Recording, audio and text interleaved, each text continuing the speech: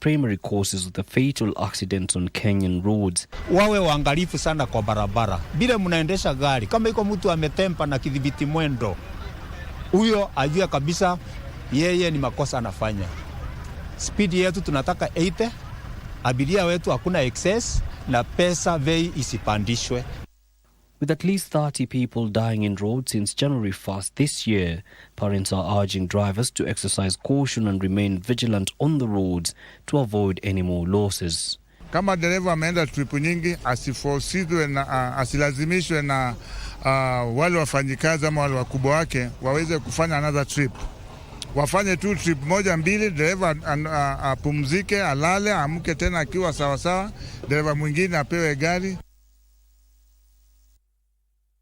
All right, change focus to matters education now, where thousands of parents are pleading with the Ministry of Education to review the placement of their children in their senior secondary school, some citing distance, safety and career pathways as the reasons for the change. Now, the second review window, which opened on Tuesday, witnessed another huge turnout of parents trying their luck with the hope of finding workable alternatives ahead of the reporting date. As Joseph Wahungu now reports, some of the preferred schools are now turning parents away, refusing a direct engagement because there is simply no vacancy left even for the desperate. Please look elsewhere. A notice turning away parents seeking placement for their children at Pangani Girls High School in Nairobi. This desperate search for vacancies has got parents flocking to Kenya High School and State House Girls, among other schools in Nairobi, hoping to find slots for their learners. While some are attracted to the status of the institutions, others are simply seeking safer and convenient alternatives for their children. My child scored 64 points, and I was expecting maybe to be selected either C1 or C2. But then at the school where he has been admitted is a C4, a day school, which is quite a distance from where we stay. So it means like I have to make a separate arrangement, maybe to have an accommodation. Education stakeholders, however, are urging parents to accept placement issued by the Ministry of Education, arguing that learning can take place in any school. All schools in the country are good. There's no bad school. A child can learn in any school and progress, regardless of the challenges of the schools that he's going or she is going. The learning is all the same. The teachers are all the same. So it is hard for us parents, but let us talk to our kids. Let us embrace the schools that our kids have been called to. Speaking to KBC Channel 1, Kenya Comprehensive Schools Heads Association, KEKSHA National Chair Fuad Ali, argued that the placement process was fair, noting that learners were placed based on choices made by parents, with reviews only possible where vacancies exist. So we went for the first time to review. Then after that was not successful. We were told by the head teacher that it was not successful. So that it was rejected. So we were again to go back and try within from today up to 9th, the second time. But again from the ministry we got the communication that parents can go and start looking for schools for their kids. So that's why we came to this school. It is a wish of every parent maybe to say, I want my child to go to Starehe, I want my child to go to Alliance. But we cannot take all of them to Alliance, to Starehe, to Kenya High, and so forth. I want to believe that me and you never went to the so-called national schools. But here we are today, holding very senior positions. School heads have welcomed the timely disbursement of capitation funds, saying it has enabled seamless resumption of learning. On staffing, KEKSHA Chair Ali has confirmed that the Teacher Service Commission has posted intern teachers, particularly to support junior and senior school transition under CBE. Schools open without any problems. Children have reported to school and learning has started taking effect as from yesterday. We started receiving our capitation last week on Friday, just before the schools open. And by yesterday, Monday, all schools in the country had received capitation, both for junior schools and for primary, the FPE.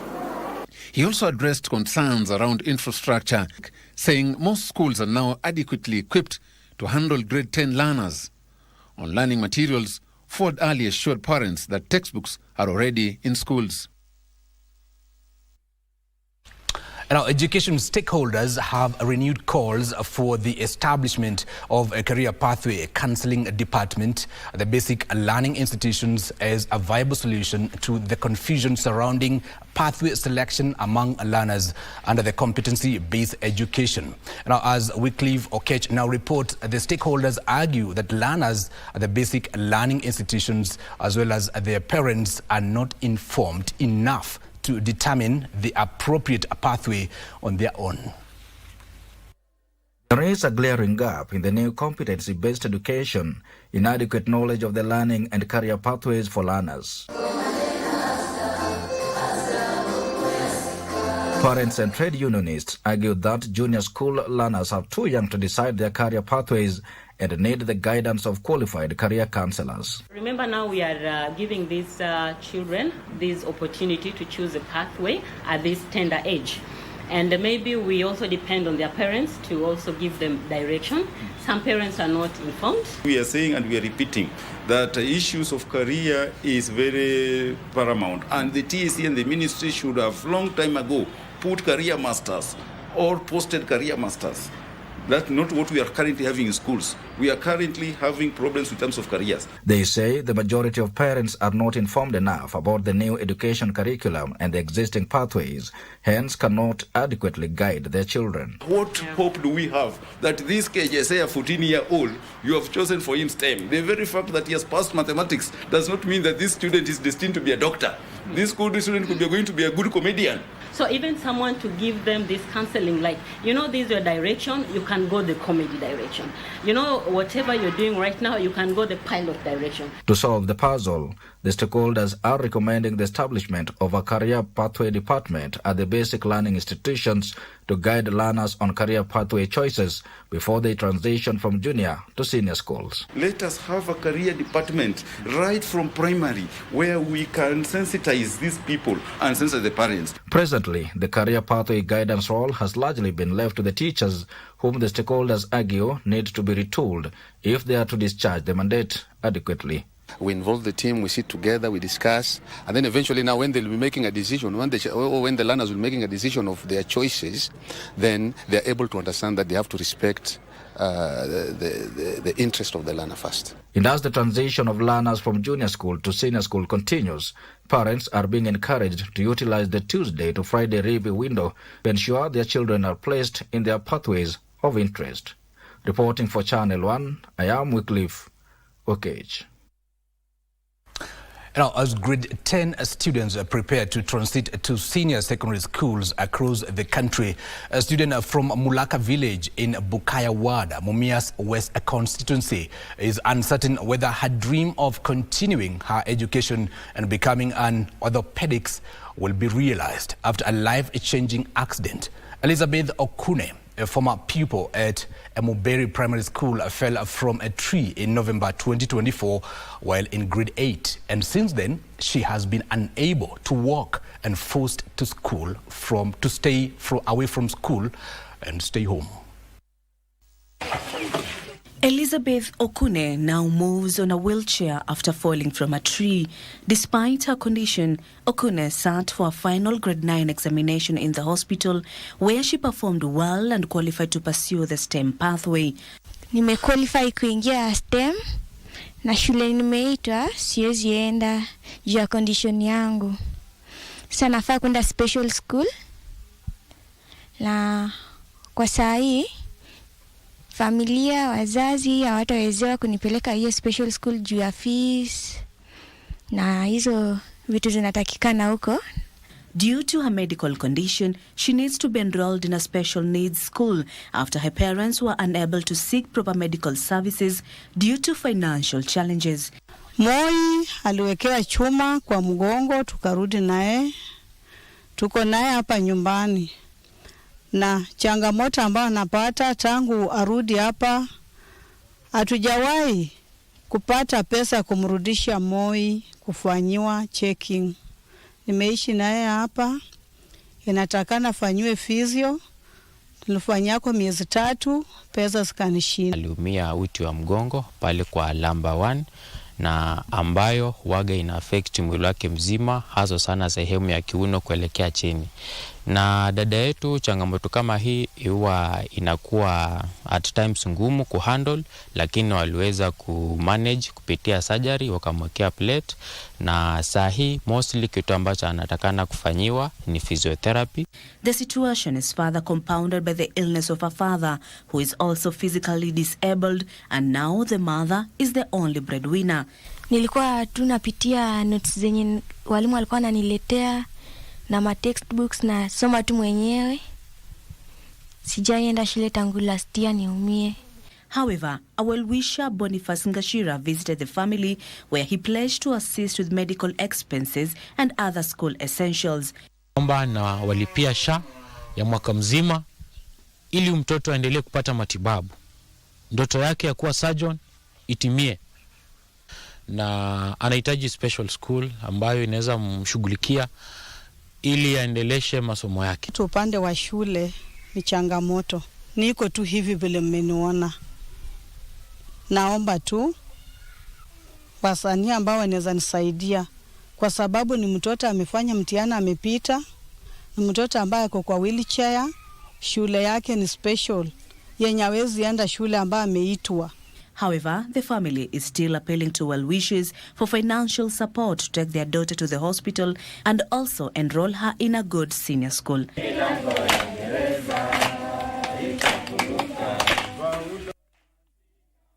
No, we wish all the best to Elizabeth Okune on her journey to full recovery. And now listen to this. Kiharu Member of Parliament Dindi Nyoro now says the government may be forced to find alternative sources to fund the education of learners in senior secondary school if a 22.5 billion shillings debt accrued in 2025 is settled with the current disbursement.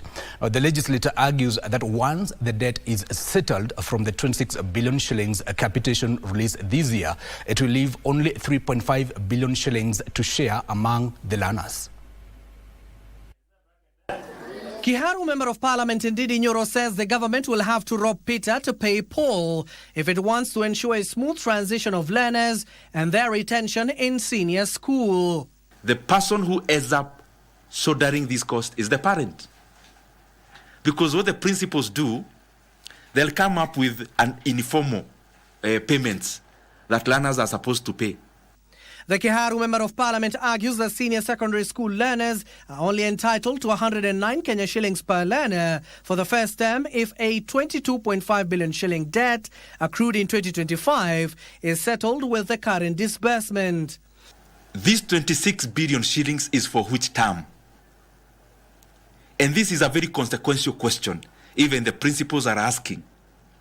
Because by the close of the academic year of 2025, the government had arrears of capitations for only senior secondary in day schools of 22.5 billion Kenya shillings. And therefore it means the government only released 3.5 billion shillings for the first term, which amounts to around 109 shillings per learner in our senior secondary schools.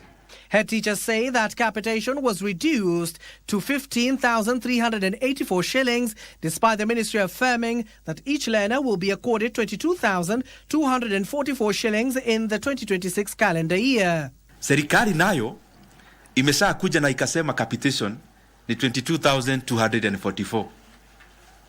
Lakini ile pesa walituma katika mashule zetu last year ni shilingi 15,000 na mia kidogo hapo juu.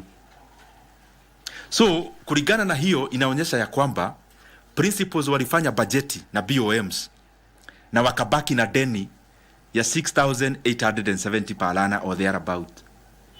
So kila Mkenya anafaa kufanya ni kutarajia serikali iajibike na ifanye vile inafaa. And by the time we are going to the midterm, we expect the government to have sent the real money for this term. Failure to which we are going to mobilize all the Kenyan parents to demand what is their right. And their right is that they pay taxes. Free basic education has been there in Kenya. Meanwhile, Senate Minority Leader Stewart Mazayo has called for a candid internal dialogue within the ODM party to address the ongoing disagreements that have disrupted the party. Kifo cha baba Raila Amolo Odinga kimefanya sisi kama wale vifaranga ama ndege tunaruka pande mbalimbali ambapo kwa wale wafuasi wetu wa chama cha ODM kimeleta sintofahamu nyingi. This as leaders from northern Kenya, led by Dadaab Member of Parliament Farah Maalim, have castigated DCP party leader Rigathi Gachagua for spewing ethnic hatred towards the Somali community in the country. His attacks on Somali-owned businesses are born out of jealousy, envy, and hatred. They amount to ethnic profiling, misinformation, and deliberate attempts to divide Kenyans. Now, Jubilee Party has come out to defend its leader, retired President Uhuru Kenyatta, who has recently been under fire or attack from a section of politicians led to the broad-based government. Jubilee's deputy leader, Fred Matiang'i, while dismissing the broad-based allied leaders, challenged them to focus on delivering services to Kenyans instead of disrespecting the former head of state with baseless propaganda.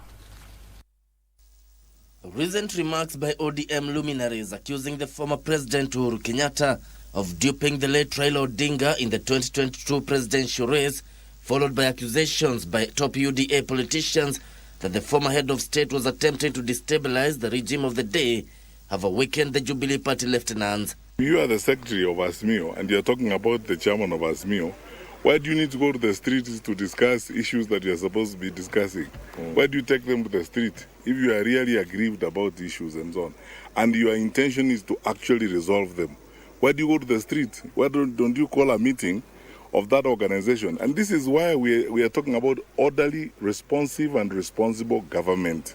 Those political mercenaries who sabotaged Raila Odinga's victory are well known, and they sit comfortably within the faction of ODM and has since chosen power over principle and transactional politics over ideology. Azimio la Umoja Coalition Party Secretary General Junet Mohamed recently accused the Jubilee Party leader of sabotaging Raila Odinga 2022 presidential bid by failing to avail funds for paying agents. But the Jubilee Party, led by the Deputy Party leader Fred Matiang'i, in response maintains resources were availed to the Azimio la Umoja Secretariat, and the Secretary General Junet Mohamed was best placed to explain how the resources were used. Resources were being given to the party, Azimio Party, for purposes of being used for the purpose they were intended, including payment of agents. One of the individuals who is in charge of managing those affairs is the SG. And you know who the SG of Azimio is and was and is even today. And if anyone has got concerns about those agents who are not paid and so on, shouldn't they then address who hired them? And that, why should it be a national issue? Why you are engaged in trivialities and petty things about which agents were paid and not paid 4 years after the election? How serious are we? The Jubilee Party further dismissed the UDA politicians who are accusing the former president of attempting to disrupt the current regime by participating actively in politics. I request our colleagues in the national leadership, we believe they have much more work to do that they need to spend time on, so that they'll spend less time on our party leader, stop attacks on our party leader, and stop dragging our party leader into irrelevancies, things that have nothing to do with him or Jubilee. Like he said recently, he has a right in this country to talk and say what he needs to say about this nation, because never forget that he too is a citizen of this country. The Jubilee Party met in Nairobi to strategize how to rebuild ahead of the 2027 general elections. It takes us to a very short commercial break. Don't go too far. There's still so much more coming your way.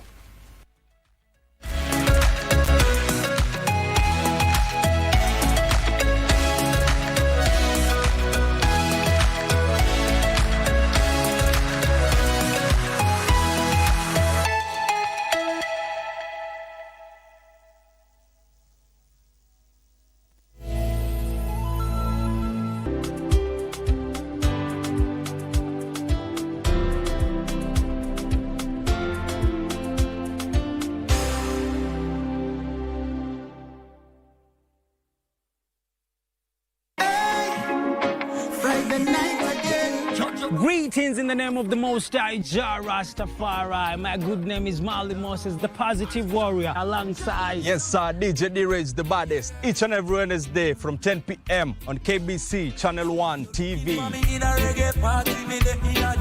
Tunakuletea the biggest reggae party in 254 in a yard extra. Extra niceness of reggae music. Extra dose of entertainment. When the thing is nice, we have to do it twice.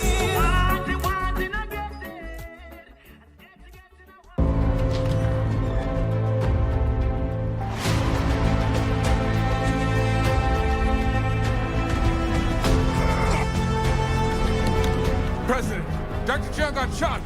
Huh? Never asked anyone to cut corners, and I never will.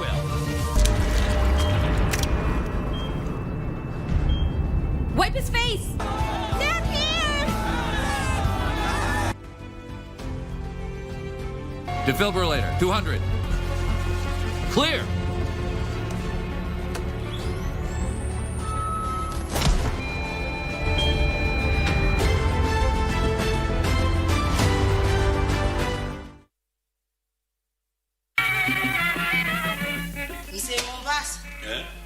Jamani, si utaniua mwanamume wetu. Kwa nini nikuue sikukua wakati ukiwa bado uko kerekani? Basi wakati huu ndio mbaya.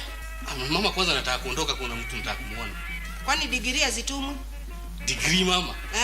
Lawama zimekwisha. Unajua lawama mara nyingi haijengi. Na kwa nini iwe lawama? Tisa bana. Hichi namna gani bwana, mwanifanya mimi kama samaki navuliwa kwa mshipi? Au natiwa katika nyavu? Hichi kitabu bana. Mimi ni dema. Hichi kitabu ni cha mazoea. Wasikia sana? Mazoea na tabu. Mungu, hichi kitabu si niambia kimepotea?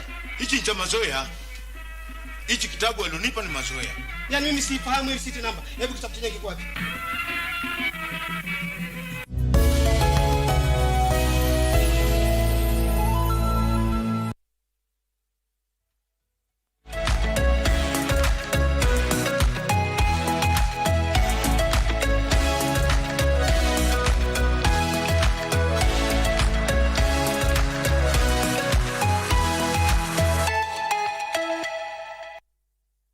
And welcome back. You're watching Good Morning Kenya. The Chief Magistrate's Court at Milimani has granted the Directorate of Criminal Investigations 21 more days to hold Eric Kamande Mudhoni, the man accused of killing Dickson Gitonga Muriuki, popularly known as Kanyiri, in Nairobi's Ngara area. Now, details are in the scales of justice. The investigating officer told the court that the deceased was attacked near Tsunami Footbridge in Ngara on August 15, 2025, after being intercepted by a group of allegedly included the suspect, who struck him on the back of the head with a sharp object, causing fatal injuries. The suspect was arrested on January 5, 2026, with the help of members of the public and booked at Central Police Station.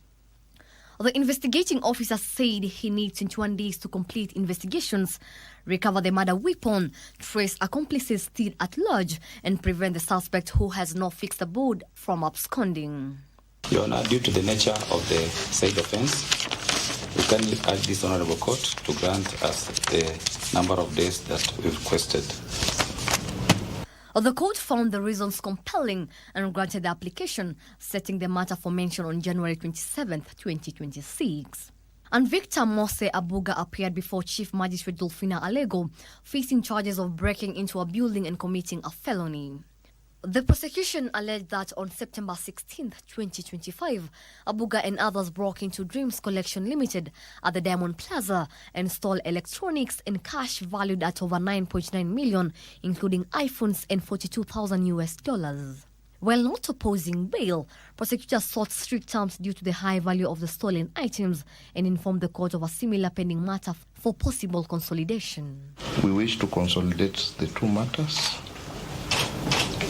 We pray this matter be mentioned on that date for purposes of consolidation and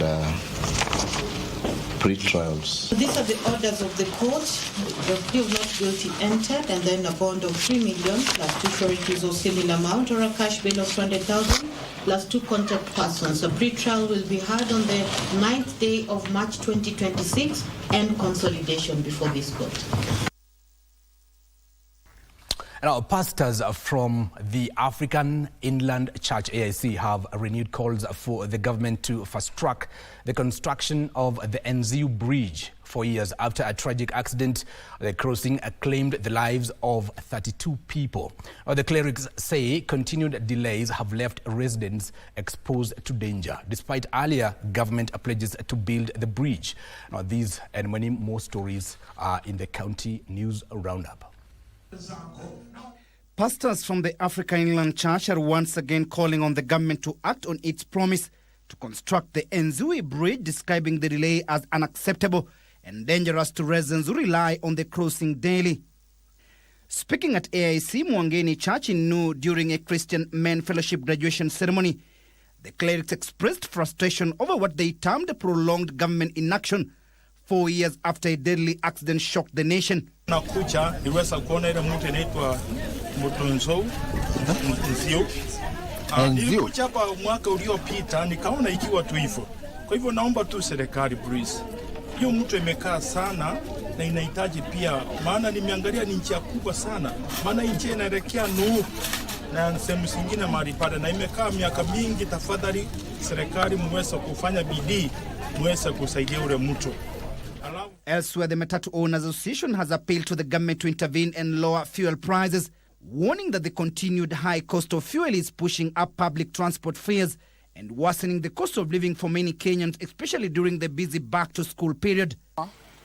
Hii ni msimu ya watoto wanarudi shule, lakini kusema ukweli hakuna biashara. Wazazi wameumia, uchumi uko chini. Mimi naomba serikali kama mzazi, maneno ya elimu, serikali ikiingilia itatusaidia. Kitu ya kwanza itafanya itufunguzie mafuta. Mafuta ikikuwa chini, kila kitu itakuwa chini. Meanwhile, a family in Utange, Kisauni sub-county is demanding the immediate arrest and prosecution of police officers who allegedly shot and killed a 14-year-old boy during the New Year celebrations. Na nasikia uchungu sana venye mwanangu aliuliwa bila hatia yoyote. Na nataka hao wenye walifanya uhalifu washika kwa haraka sana. Sitaki ichelewe hii kesi, manake juu mimi naumia tu saa yote. Tafadhalini nataka usaidizi. Hii kesi haitaki ichukue muda kabisa. Kuanzia sasa na kuendelea, hata tukustiri mwili, nataka watu waepoa, wakae chonjo na sisi, wakae imara na sisi, ili tupate usaidizi ya huu mtoto haki yake. Meanwhile, over 40,000 early childhood development education learners across Kiambu County have been awarded learning materials and furniture by the governor. Na nataka niseme without fear of contradiction ya kwamba I am certain ya kwamba it will take many years for any other county to reach the standards that we have reached and the work that we have done in those 3 years. Elsewhere, the media fraternity is mourning the death of KTN journalist Japheth Makau, who passed away while receiving treatment at Machakos Level 5 Hospital on Tuesday. As a media fraternity, we feel his loss. We are very saddened. We take this opportunity to send our messages of condolence to the family. Makau was one of the best cameramen we had around this area. Aliweza kuingia kwa eneo ya agriculture na kaenda mbali kidogo, na akapepea na akabombea vyema. Mungu na mweke pema peponi. In Mandera County, the drought situation remains dire, with the region currently classified under the alarm drought phase and conditions continuing on a worrying downward trend. The drought situation in Mandera County remains critical, with the county currently classified in the alarm drought phase with a worsening trend. This follows consecutive seasons of below average rainfall, prolonged dry spells, and poor rainfall distribution. Finally, property owners at Witchlut Beach in Bondo Sub-County are accusing Siaya County and the national government of kicking them out of a piece of land they have leased for decades without following a laid-down procedure. Led by Charles Ndaga, the traders lamented that they were caught off guard in December 2025 when construction began on the land, even though they had a running lease agreement with the county government of Siaya. Wakati tulianza kufuatilia tukasema whoever anakupea the direction hakuna. Tukikuja hapa tunapata constructor na mtu anatembea wakiambia tenants wahame kwa nyumba. Now you go back to the corridors of justice, where the High Court has stopped the importation of 250,000 metric tons of duty-free rice until 29th of this month, when a ruling on the matter will be delivered. But the decision by the High Court Judge Justice Edward Murithi comes after a section of rice farmers petitioned the government's decision to allow duty-free importation of rice. The government gazetted importation of 500,000 metric tons of rice to plug a shortfall. However, the High Court allowed importation of half the volume after a section of farmers argued that the duty-free rice would glut the market and distort prices to their disadvantage. In its submission, the government said the duty-free rice would stabilize rice prices as the country faces a deficit. The local, as at end January 2026, local production of rice in terms of 50 kg bags stands at 9,468,349. The demand stands at 16,959,249. The government had committed to mop up all available rice stock held by farmers before allowing duty-free rice imports. However, farmers argue that the government is here to purchase all rice in the country as promised. High Court Judge Justice Edward Murithi has temporarily halted importation of the 250 metric tons of duty-free rice, pending a ruling on the matter on 29th of this month. Now let's get sporty for a moment. The Kenya national pool team for the upcoming All Africa Pool Championships set for February 2nd to 8th in Durban, South Africa, has been named. The Kenya Pool and Billiards Federation, KPBF, selected the team after the national trials held earlier this month, bringing together the country's top male and female players in a competitive merit-based process. 6 men and 6 women were named to represent the country in the black ball category, and they include, among others, Collins Tuwei, Patrick Mwangi, Noah Esekon, Fahad Farah, and Danid Njane. The ladies' team has, among others, Penina Rose Njoki, Jackie Githinji, Wairi Wairegi, and Diana Masharia. KPBF will field a full men's and ladies' teams alongside the individual categories, were expected to make a strong mark at the Africa Premier Pool Championship in Durban.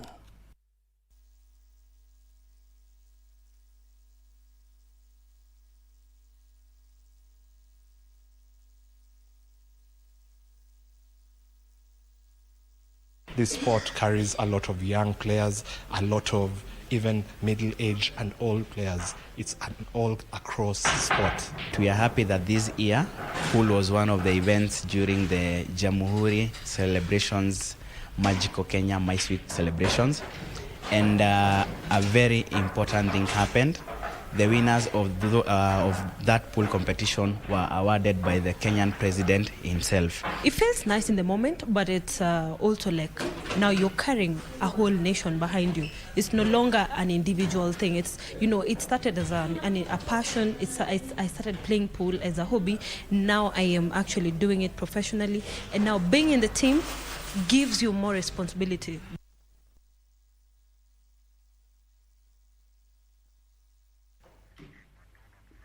And that's where we bring it to the end our news this morning on Good Morning Kenya. I want to leave you in the hands of Mike Migwi on the other side of the studio to steer you through the next segment. Mike Migwi, what do you have for us in the morning? Yeah, thank you so much, Giverson, for giving us or keeping us updated with what is happening. And now today being the viewpoint, being a Wednesday, our segment here is the viewpoint, where we look at everything that is happening in the country. And today we are going to take a look at the national school reopening, matters to do with funding, the chaos that we have witnessed when it comes to the placement of students in senior school. That is what we are going to focus on, and in studio. But before we get into that, I want to take you through the front pages of our local daily quickly, and I will start with the Standard. This is what is being reported on the front page of the Standard. That is the rigged system fears. Kenya's disputed 2017 and 2022 polls are back under scrutiny after a U.S. court filing thrust Smartmatic, the supplier of Kim's gadgets, into fresh controversy. A former Venezuelan intelligence chief claims the company's system was designed to alter outcomes, amplifying local fears already stoked in 2022 by the Jose Camargo episode, where Raila Odinga's team cited a results form showing his name as an overlay as evidence of interference. The opposition is now demanding full disclosure from the IEBC ahead of 2027, warning Kenya risks a repeat of the Vifaranga via computer claims, where results were blamed on back-end systems rather than voters. That story is told in detail on page 4 of the Standard. Moving on to the Daily Nation. Betrayal. Ruto-Moi deal falters. A studious silence from State House, an absence of appointments, and a growing unease within KANU have reignited questions over whether a political pact between President William Ruto and KANU chairman Gideon Moi entered just days to the Baringo Senate contest ever truly took off, or if it has already unraveled. That story is told in detail on page 4 and 5 of the Standard, of the Daily Nation. Intern tutors planned jobs strike to hit junior school. That story is told on page 10 of the Daily Nation. Costly rampage. Parents to pay for strike damages in schools, rules court. Parents of Litein Boys High School have been ordered to pay 69 million to cover damages caused by students during a strike last year. That story is told on page 10 of the Daily Nation. Inside elite military units that keep the dogs of war at bay. There are soldiers whose names we know and soldiers whose names we never will. And then there are those rare warriors who live in the seam between the two and whose deeds are carried in the quiet breath between nations. That story is told on page 3. IDA trustees step in to avert ODM implosion after weeks of intense internal squabbling. The ODM Board of Trustees, appointed by the late party leader Raila Odinga, has stepped in to save 20-year-old party from running aground. That story is told on page 8 of the Daily Nation. And finally, how the legendary Amboseli elephant Craig got his name. Read that story on page 2 of the Daily Nation. Let's look at what is making headlines on the front page of the Star newspaper. And this is what they are reporting.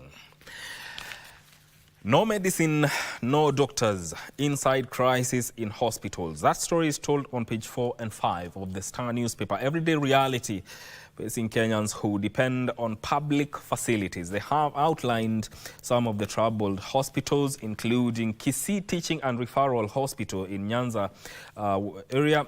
Upper Eastern, the hospital there is Meru Teaching and Referral Hospital. Machakos County Referral Hospital in Lower Eastern.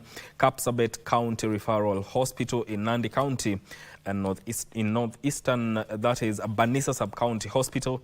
Kajiado and Rift Valley, Gong Sub-County Level 4 Hospital and in Central, Engineer County Level 4 Hospital in Nyandarua County. Those are some of the hospitals which have been highlighted to be facing challenges when it comes to medicine. Now, how Oburu scuttled Sifuna removal plot. ODM leader Oburu Oginga has stepped in to defuse a looming internal crisis, quietly scuttling an imminent petition to oust long-serving Secretary General Edwin Sifuna. Insiders say the move was aimed at preventing the party from fracturing across key support bases, especially in Western, as ODM leaders continue to air their frustration over the internal turmoil. That story is told on page 6 of the Star newspaper. And finally, money and fear forcing mothers into C-sections. Cesarean births are becoming more common in Kenya, but a new global analysis suggests that many of these surgeries are driven less by medical need and more by money, fear and weak health system. The WHO says C-sections should make about 10 to 15% of all births because there is no health benefit beyond that level. That story is told on page 2 of the Star newspaper. You can pick your favorite local daily and read the stories as they are reported. And now in studio, joined by Honorable Wilson Sosion, who is a former NAT Secretary and also a former nominated MP. Welcome to Good Morning Kenya and Happy New Year. Good morning and Happy New Year. How are you doing? I'm doing good. You crossed the year well. Of course. Yes. and we thank God. Yes. Yeah. We are in 2026. Yes. We are also expecting to have Honorable Peter Orero, who is the MP for Kibra constituency. But before he comes, we shall continue with the conversation. I want us to look at matters education. The schools have reopened. Matters to do with funding. The government did release funds for Term 1 capitation. There's also been issues to do with the senior school placement. Let me start with you with matters to do with the grade 10, and I'll pose this question to you. What do you make of what has happened when it comes to matters that have come up with the placement process of students in senior schools? Yeah, of course, it would be controversial because of the high expectations from parents, from students, and shifting interest. And I would say the placement, the Ministry of Education has done its best to conduct the placement of students as per their applications and choices. What Kenyans must understand is that students are placed based on choices. And it's not automatic that a school that you choose as the first choice, you definitely will be taken. It is not automatic. And this process has gone on over the years. And what we are seeing is a heated interest by parents to change schools for their learners. That is the only trouble that we have. Otherwise, the policy of the ministry, as far as I am concerned, is that all students will be placed in senior schools. And all our schools are good. And so therefore, I see no reason why there should be a lot of talk and hit about the placement. And the ministry has gone further to allow principals to conduct admissions within their schools with some guidelines on how to do it. So it's a matter of time before this matter is completely settled as to the placement and as to the changes. In Kenya, the issue that we have is that we have different types of senior schools. We have the premium category of national schools, or C1 schools for that matter, that admit students from across the country and admit students on merit based on high scores. And that this is a category that many parents would wish to place their students. In fact, one national school has got 50,000 applicants, while the vacancies available are 500. you can see the type of competition. That is what is expected. And that's the category of top premium. Then there is extra county schools. Extra county schools, this is another premium category, the second tier to the nationals. Yeah, they're also competitive. So the fact is, there is competition in admission to schools. And what we are witnessing are basically effects of competition. And there is no way you're going to disadvantage a learner who has chosen a particular school and has scored very well for a learner who hasn't. So strict application of merit and rights of learners, equity, and admission of all the learners is key. Maybe what this country should know is that 75% of students in senior school are admitted to day schools. So Kenya, over the years, has evolved with a high number of day schools.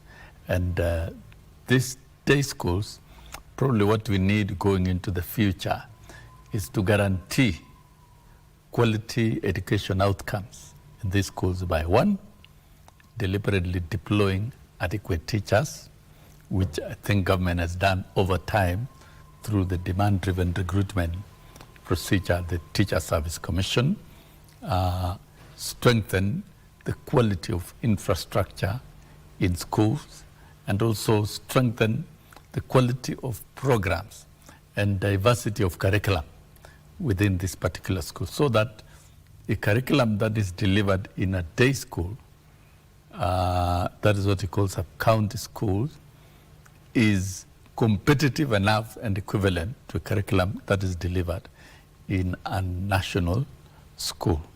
And of course, with the CBC, students are following the pathways.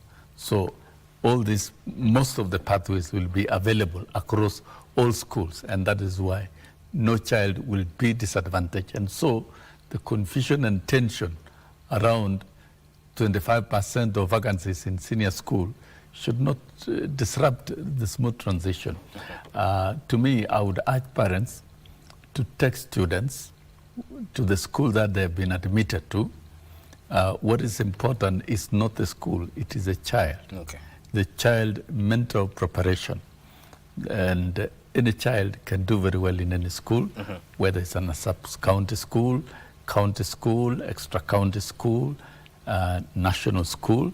All these are good schools. All right. And I think over time, almost all our schools have met the minimum threshold and capacity to deliver the curriculum. So I think all our schools are ready, and all the learners within the philosophy and principle of 100% transition should join grade 10 as once we get to Monday, next Monday. All right. A few issues have come up within that process, and we are going to look at some of them after we come from this short break. Stay with us.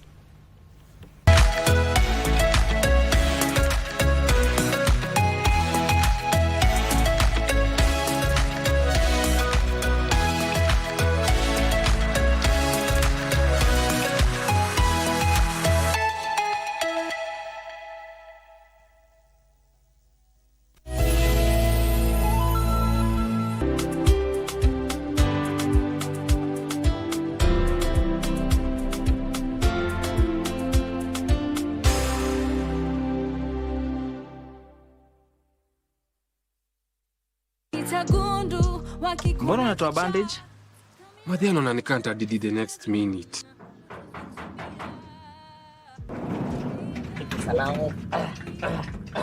The two of you get out. Tupitie kesho usi. Unajua nafaa niende nishughulikie mokoro wangu. Wapi failure number 1? Amesema hataki. Malipo ni mazuri. Mbona unakaa uko deep in thoughts? Ni historia ya daddy inanipatia stress. Imekuwa too late. Twende, you are a man. Ulifikiria juu ya ofa yangu? Mimi sioni nikipiga hii mboka. mahali hii imetoka kuna nyingi sana. Kama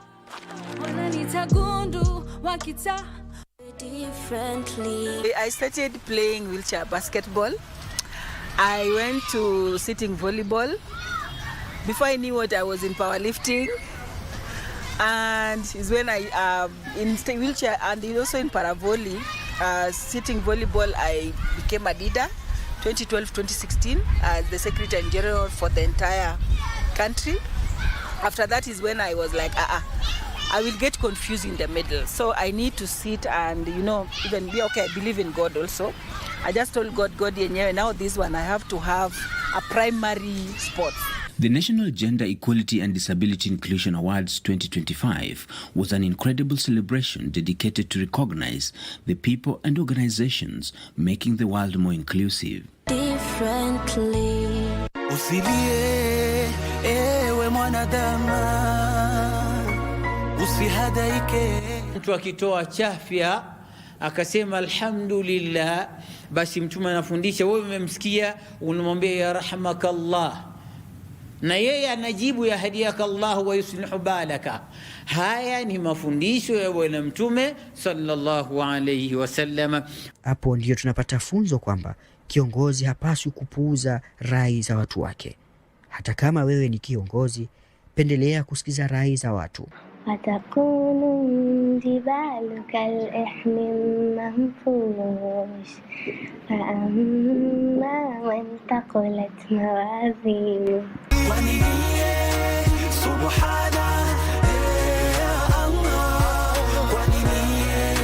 سبحان يا الله.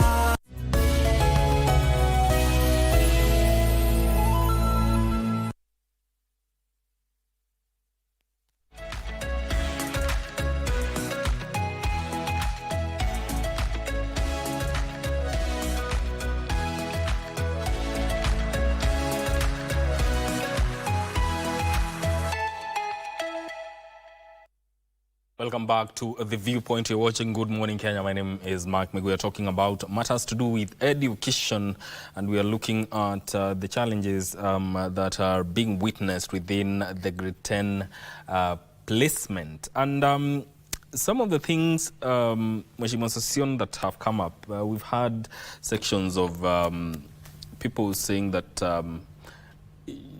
if this is left for school heads to handle, the placement process, wouldn't that open floodgates of favoritism and corruption, and even interfere with the standards of education that are offered in these schools? When you talk of the standards, these are standards for who? When you talk of standards, you're talking about our own learners, and we want to ensure that all learners access learning. So we cannot engage in any form of practice of discrimination. That one I wish to strongly point out. Number two, admission of students to learning institutions world over is done by the individual schools. That's a practice. It is only that in Kenya that it has been elevated so that a lot of work is done on ICT infrastructure. And the ICT infrastructure will still protect the philosophies of admission, considering merit, considering equity. For example, the C1 schools will have to admit students from every county in the country. And that the ICT infrastructure is set to do it. In a situation where the principals are allowed to admit manually, I think we must trust our schools, because I don't think the principals are professionals. And don't forget, not very long ago, principals of national schools used to congregate at Kenya Institute of Curriculum and Development to conduct Form 1 admission. They did it well. There was no complaint. Principals of extra-county schools would assemble at the provincial headquarters to conduct the same.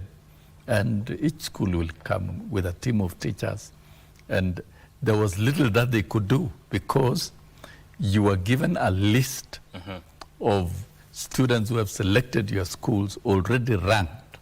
So there's almost little you can do because you get a list of learners who are already ranked, and the only thing you can do is to process their admission letters and maybe consider the cutoff, the numbers that you are taking based on availability of spaces. And over time, because of changing policies and particularly the keen interest of government to ensure that there is 100% of transition, that is why the ICT infrastructure has been deployed. And to me, I don't see any problem with allowing the principals to take charge at the individual schools, because then you remove the confusion and the traffic at Jogo or any other institution outside schools, so that then schools can admit based on capacity and based on the reasoning that they are able to process through within the school. Yeah, because there's a lot of logistical thinking that goes on at the school level. But nevertheless, this work is done by principals at the schools based on the guidelines at the ministry. And by the way, the current admission, it is not walk-in, walk-out. As you admit a student, you must liaise with the ministry headquarters, a central admission team that will approve admission of a student or not. That will even approve change from one school to another. So it is strongly guided. It is not a laissez-faire kind of process of admission. And every student moving from changing school, if that is affected, it can only be affected at the school level through permission from the ministry. So really, it is a self-regulating process that ensures fairness and equity. The only problem that we have is that parents who have got exaggerated expectation. If a parent is fixated on getting a slot in Alliance, they will go full length to visit schools or to visit officers and create pressure. And actually, is that bringing one of the problems when it comes to that is the pressure that we are witnessing? Because parents have, some parents may have interest in placing, as you have said, their children in specific schools. Is that one of the reasons that is bringing about the problems when it comes to challenges in grade 10 placement?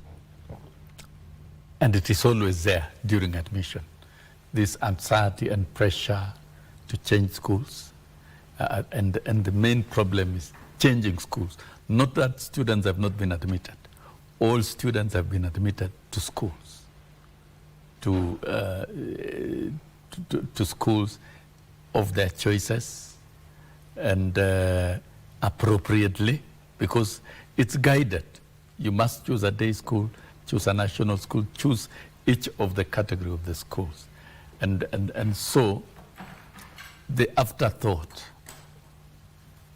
of parents changing schools or desiring specific schools is what creates this traffic of pressure. And to me, once students start reporting and school programs begin running, this problem will fade away. And to me, my advice is very simple. Where you cannot succeed in changing, please focus your mind, take your child to the school that has been selected, and work hard from there. All what we need from students is to work hard, because basically all these schools are the same. The curriculum that is offered in terms of STEM at Alliance is, or at Mang, or at any of the school, Kenya High, is the same curriculum that you'll get in a day school. And these students, when results are released, they perform comparably well. When KCSE results will be released in the next few days, in the next day or two, because they will be released, you will see the performance of learners across the schools. And you see there is what we call entry behavior. Those who are ordinarily admitted to the C1 category of schools or the national schools are the top scorers. They are the best of the best. Mm-hmm. So when they are clustered together,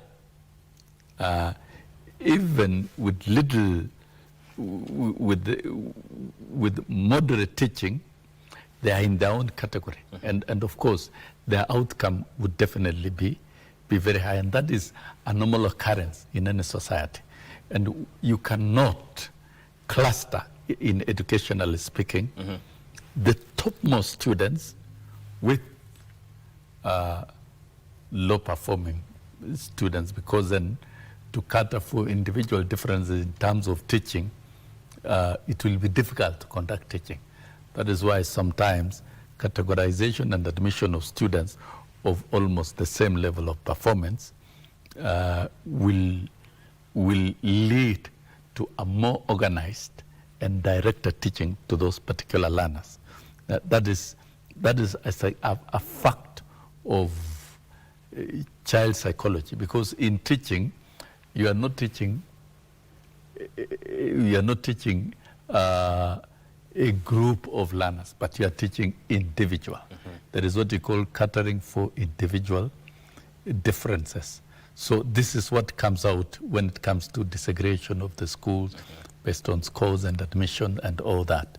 So merit also counts, and therefore, educationally speaking, the infrastructure that has been employed by the ministry, and it is not going to change. We will continue having student population growing in the country. Now we have 1.2 million yes. to be placed across the existing schools. Yeah. The same tool will continue working. Schools of choice, your scores, and available vacancies. That is what determines admission. You cannot force it. Tell me how you're going to force 50,000 applicants to Alliance High School where there are only 500 applicants. You must have a tool of using it. And it's a merited list. Mm-hmm. And that will pick from number 1 up to number 500. Mm-hmm. And that is where it stops. We've practiced this over the years. But that doesn't mean if you don't join Alliance, you'll not do well in any other school that you'll join. Would it be something good to have a career pathway department established to guide students on their career paths, their career choices that they choose as they go ahead with their education? And that is what the CBC is all about. The pathways is actually career choices, because those who choose to take STEM pathway, that is science, technology, engineering, mm-hmm. and mathematics, are those who feel they will have to take courses related to science and technology. Mm-hmm. And what guides them to choose is the competencies, the performance. Mm-hmm. Good performance in maths, good performance in sciences will guide them to choose that particular pathway. And those who would like to do social sciences will take careers related. Would it be prudent to have teachers help them choose these pathways, or let the student choose by themselves? I'll get to that. Mm-hmm. I'll get to that. Students can only be guided. Mm-hmm. And that is why in schools there are career masters. There is no school that does not have a career master, particularly in junior schools and even senior schools, because choosing a STEM pathway is not enough. Mm-hmm. It doesn't mean once you have chosen a pathway, you've ultimately arrived at your career. those who choose, say, for example, social sciences, will have to choose the different careers within that domain. Those who choose science, technology, engineering, and mathematics will have to choose the different careers within that pathway. So career guidance is a continuous process that a child decides on their own or is guided by a teacher or is also guided by parents. So it's a collective process because it involves parental participation, teacher participation. Why the parent? Because it is crucial at that family level to decide the future of a child. Why the teacher? The teacher will be able to advise based on performance. Sometimes you can get a poor performing learner in, say, in biology or chemistry, desiring to be a neurosurgeon. That is a high target, but the ability is wanting. This is where the teacher has to come in to discuss and to guide so that a child chooses appropriately. At the end of the day, it is the democratic right of a child. And Paulo Freire in The Pedagogy of the Oppressed said, you don't force learning into a child. Don't force. Allow a child the space of democracy to decide what is best for the child. And that is why there are pathways, because you're not going to force a child who wants to join STEM to join the social sciences or sports and arts. Somebody can be so good in mathematics and STEM, but would like to join sports and arts. So that becomes a right. So what is obtaining with this curriculum is that there is freedom to choose the pathway and the careers that you would want. Do you think some of the parents, majority of the parents are informed when it comes to how to choose career pathways, how their children are choosing their career pathways? I think there are a lot of activities that goes on in school which many Kenyans may not be aware of unless they are parents. There are always parents' meetings in school. There are always class meetings in schools to discuss performance of learners individually. And you know, you get to school that have mounted very good programs. Yes. Is that on such academic days, say grade 10 academic day, yeah, you must go as a parent, look at the scores of the learner, and have a discussion with every teacher. These are deep teaching intervention measures that schools have employed, they've been employed here in Kenya, that you are able to take a parent through the performance of the learner. And the whole philosophy of CBC is that the parent is also at the center of the learning activities of the learner. And in the course of that process, a lot of things are discussed. Performance in relation to the career that somebody wants. And so if the parent wants a child to do medicine, then you discuss on the table, look at the performance in the different subjects and what they need to do, where they need to work hard on, and the choices that they need to make. And so I believe that all schools in Kenya are conducting this kind of activities where parents are informed, educated, and therefore they are part of the process of career choices of their students. So we've got very well structured school system in Kenya that is able to involve parents and that is able to gradually develop the learners towards making the correct choices. So I think having worked across the continent and superintended activities of teachers, I can dare say Kenyan school system is one of the best in the world, based on the mounting of the programs and the rest. Bring a new curriculum in this country, and one way or the other, you will be able to see teachers putting a lot of their efforts. So I think the career choices and the career pathways is a very critical aspect of the competency-based education. And it is what informs this transition. Yes. Actually, the current transition we are experiencing from grade 9 to grade 10 is about choices of careers. It's choice of careers. It's not just choice of school. All right. Choice of pathway.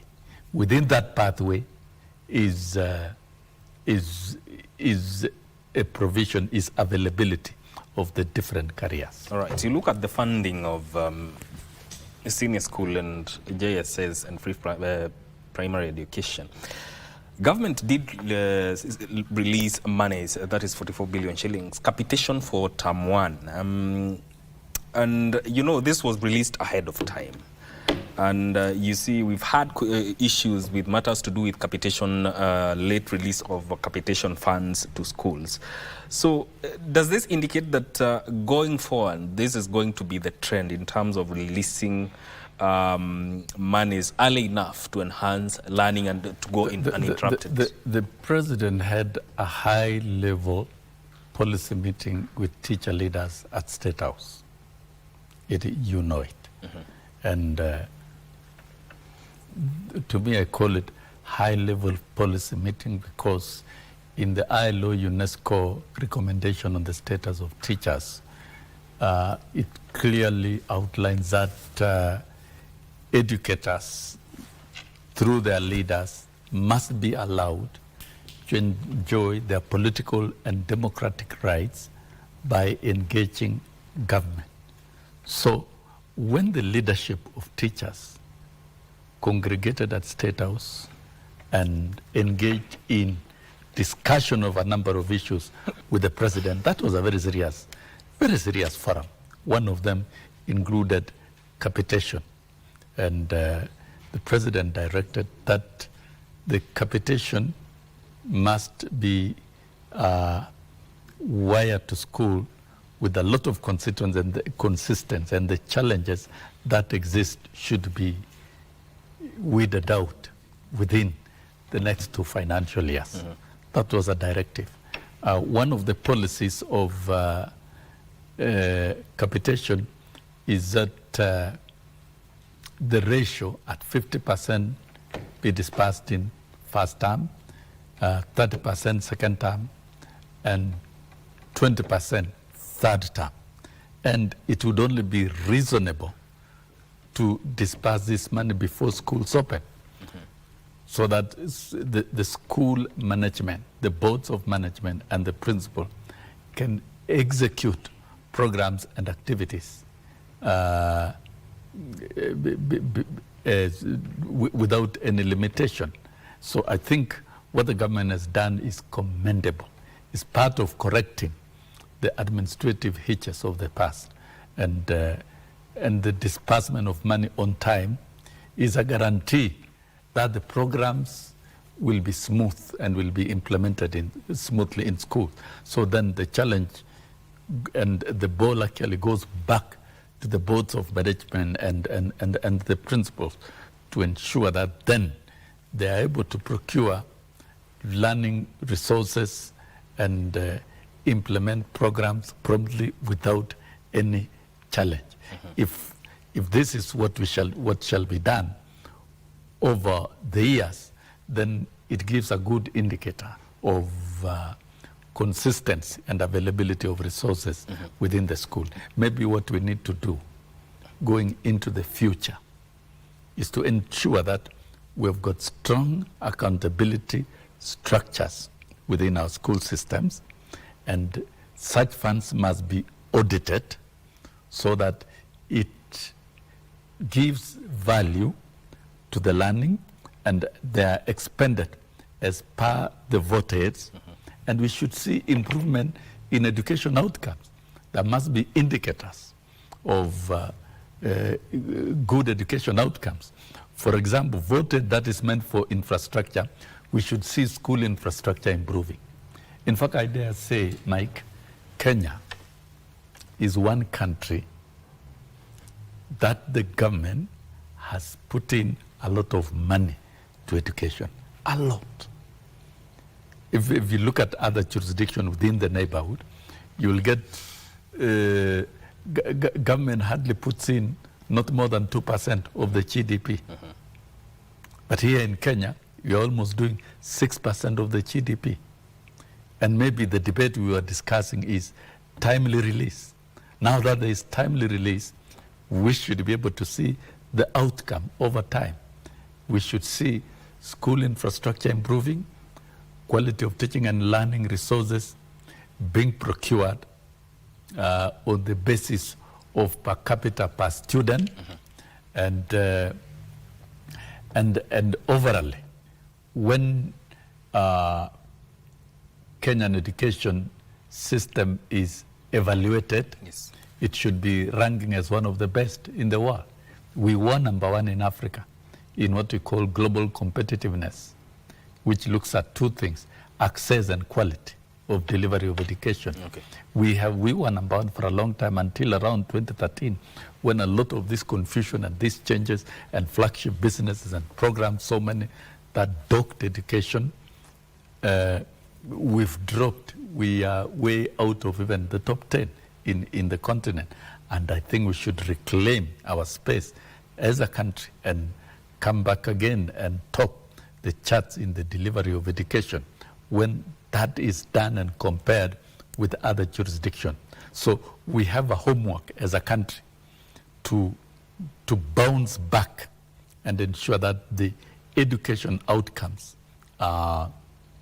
in Kenya compared to other jurisdictions in terms of quality and in terms of access is the best. We've got a lot of work to do, but I think government has done its part to deploy adequate resources in terms of funding.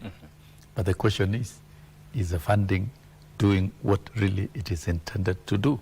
There are a lot of challenges, and that we need to ensure that we audit these funds, it does the right work, and also we strengthen the quality assurance and supervision of programs in our school system. We need to strengthen the administration of education in our country. All right. All right. Thank you so much, Mr. Wilson Sosion, who is a former NAT-SecGen and former nominated MP. We've talked about matters to do with education, and there's an ongoing conversation, and of course in the future we'll have more on this. This is where this conversation ends, but don't go too far. I'll be coming back with yet another conversation regarding safe buildings. It's important to note that we had invited Honorable Peter Orero to come on Good Morning Kenya, but due to unavoidable circumstances, he sent his apologies. We are going to take a very short break and come back with more on Good Morning Kenya. Stay with us.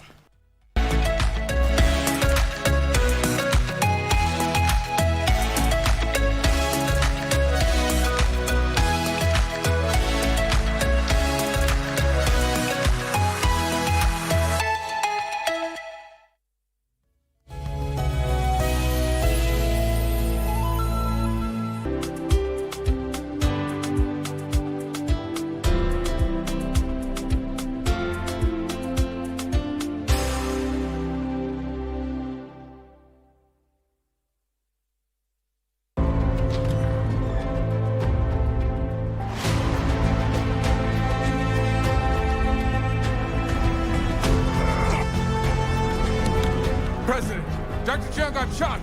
Huh? Never asked anyone to cut corners, and I never will. Wipe his face! They're here! Defibrillator, 200. Clear!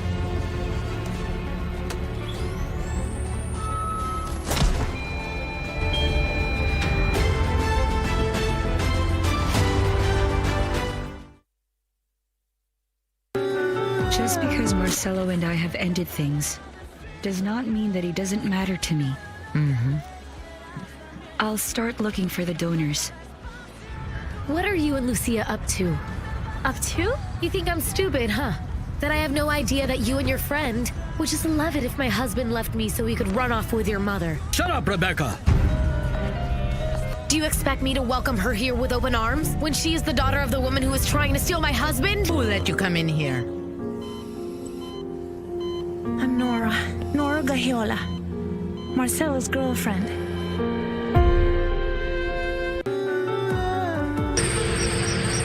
Kwenye Mkulima, wiki hii tunaangazia usafiri kutumia waterbus huko Busia. Na vilevile kuwafuga samaki kwenye vidimbwi na kuwazalisha watoto wa samaki.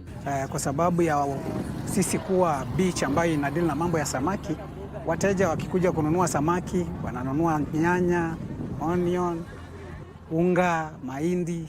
So imewapea a very upper hand, especially kwa wenzetu ambao wanaleta bidhaa kutoka Uganda.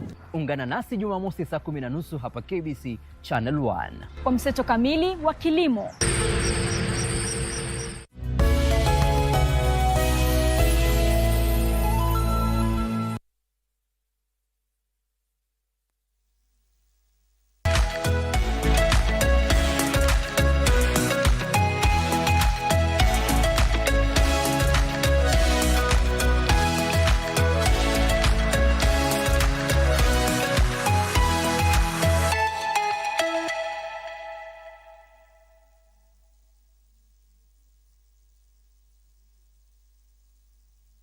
Welcome back to Good Morning Kenya, and yeah, this is still the Viewpoint, and we want to talk about matters to do with the safety or safe buildings, given that on the 2nd of January 2026, we started off with a very sad story of a multi-story building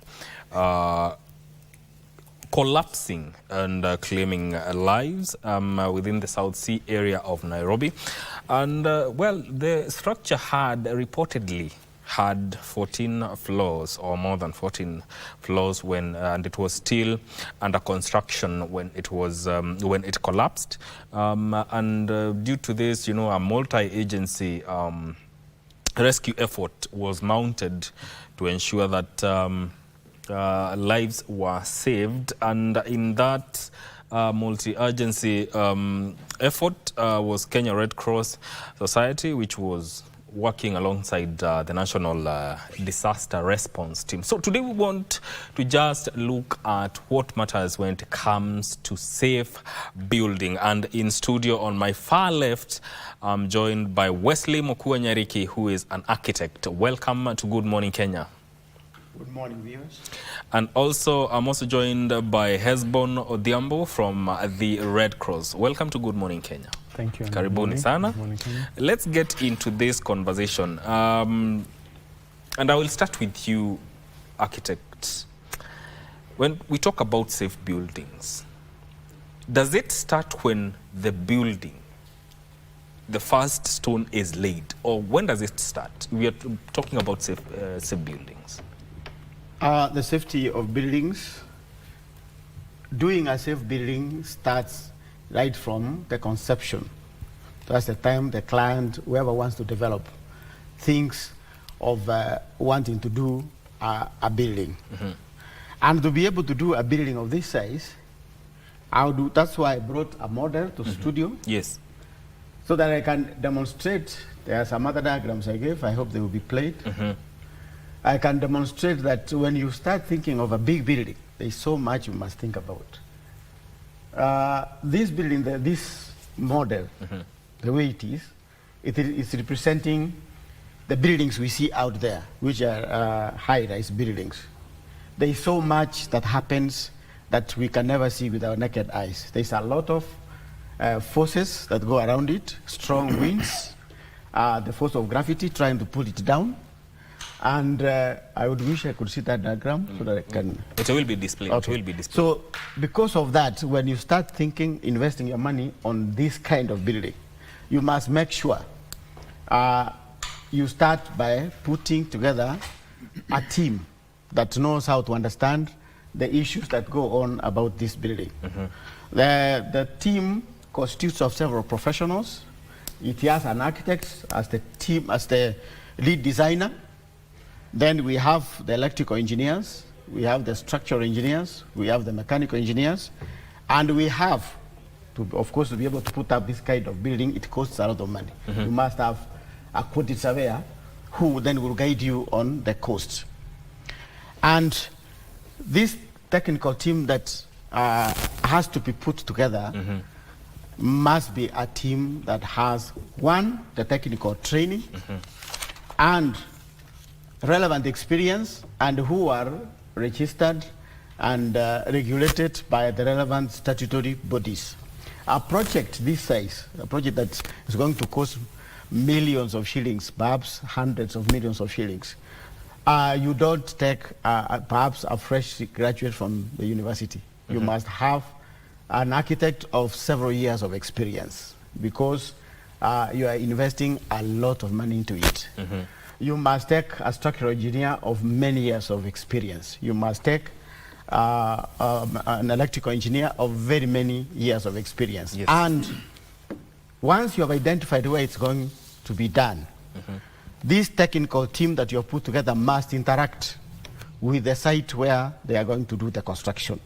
They must visit the site and understand the conditions on the ground. There are several conditions on the ground which they must make sure they are relevant, I mean they are present and relevant for the project of this kind. Some of the conditions that must be determined is, for instance, the type of soil, the type of services that are available, access roads, whether there is power, how the drainage will be done, etc., etc.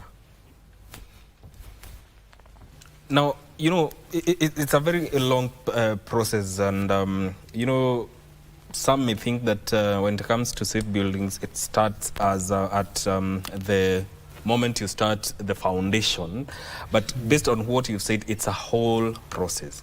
We've witnessed, it's not the first time that we are witnessing a building collapsing within the country. And the same old rhetoric that we get is people will be held accountable, we shall investigate this.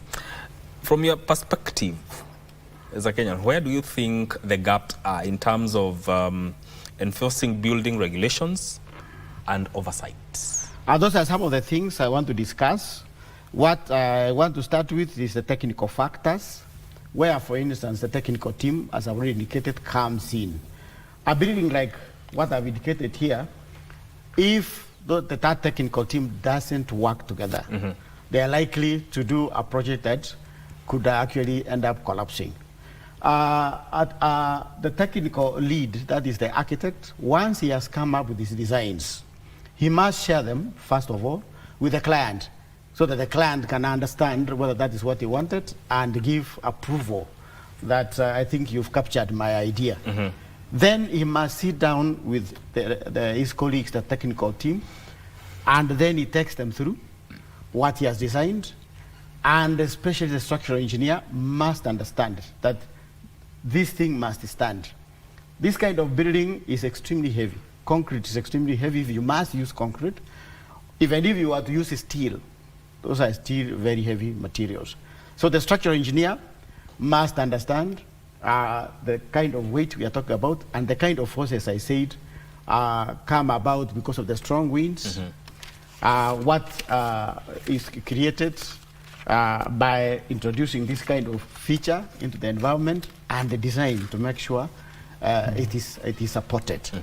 At that point, if a mistake is done, then you are likely, you have already started on the wrong footing. For instance, on this one here, you can already see these white strips going down, they're representing columns. Yes. In case we have a small problem of lack of alignment, say the column as it's coming down, there's a small difference between what is up here and what is down here. And even in millimeters? Even in terms of millimeters, you have already started on the wrong footing. So that's why the structural engineer and the architect must always work together very closely to make sure the drawings as they were sent from the architect is the same way they will be designed into structural drawings, so that at the end of the day, when you go to the ground, these drawings, they actually match. They match very neatly without even difference of a millimeter. And even the other professionals like the electrical engineer, where they are going to pass through the conduits and the like, they can't just introduce conduits without working with the rest of the other consultants, the architect and the structural engineer, to make sure where they introduce their conduits, or the mechanical engineer where he's introducing his services, does not weaken the structure. So they must work very closely together. The problem could start there if they don't work together. If they don't work together. Yes. Odhiambo, we've had disasters of house collapsing within the country. It's not the first time that we are having this. Is there a way that when it comes to emergency response in your training, is there a way that you train people or even help civilians and communities identify readily unsafe buildings to avoid disasters? Thank you, Mike. And yes, first of all, I'll just pick it from where Mr. Wesley has talked about that when you want to start building a house, as soon as you start designing it, then you should also design safety measures, especially for the occupants of that house. And like you've said, difference in millimeters and difference in small dimensions in something can easily cause a problem over time. It's important for the people occupying these buildings to understand some precautions to take in case of any emergencies. This would start from designing on how you're going to be able to create awareness for the people coming in. For example, once you occupy a building, the first thing you'll be told is a fire escape route. Yes. But that fire escape route should be designed in such a way that it can accommodate the number of people in that floor moving towards that direction, let's say at a go. Let's say if there are 10 people, then a staircase can be able to enable them to do that. When someone is going to occupy a house, then in a layman's perspective, you'll find that you'll look at the size of the door to check if it's going to be it's going to accommodate the size of your sofa set. Yeah. Sometimes we see people breaking their sofa sets after they've bought it and go to a house and the door is very small. So these are some small things that we should be aware even as we're going to occupy a house. And we were just having a discussion with Mr. Wesley before we came on air that there's basic things that we should be aware of. For example, you'll find that you occupy a house and the first day you enter that house, then you find the door is really okay. The door is accessible, it's lockable and everything. After 2 months, you start seeing a gap at the side of the door and you wonder, kwa nini kuna a gap here? And you're wondering what happened. And you start seeing outside or inside. And these small things, you align your sofa set, you bought an L sofa set and it goes to a corner. After some time, you find the wall is not aligning with the sofa set. So you find the displacement of angles in the house. Those are small things that you should look for in your house, and maybe let the tenant, or the landlord or the caretaker aware that I'm starting to see these things. When you're mopping your house, those are some small things you should be aware of. When you pour water, you'll start seeing water pooling in your sitting room or something like that. So you wonder, why is water always moving towards this direction? And initially it was moving towards this direction. That tells you something.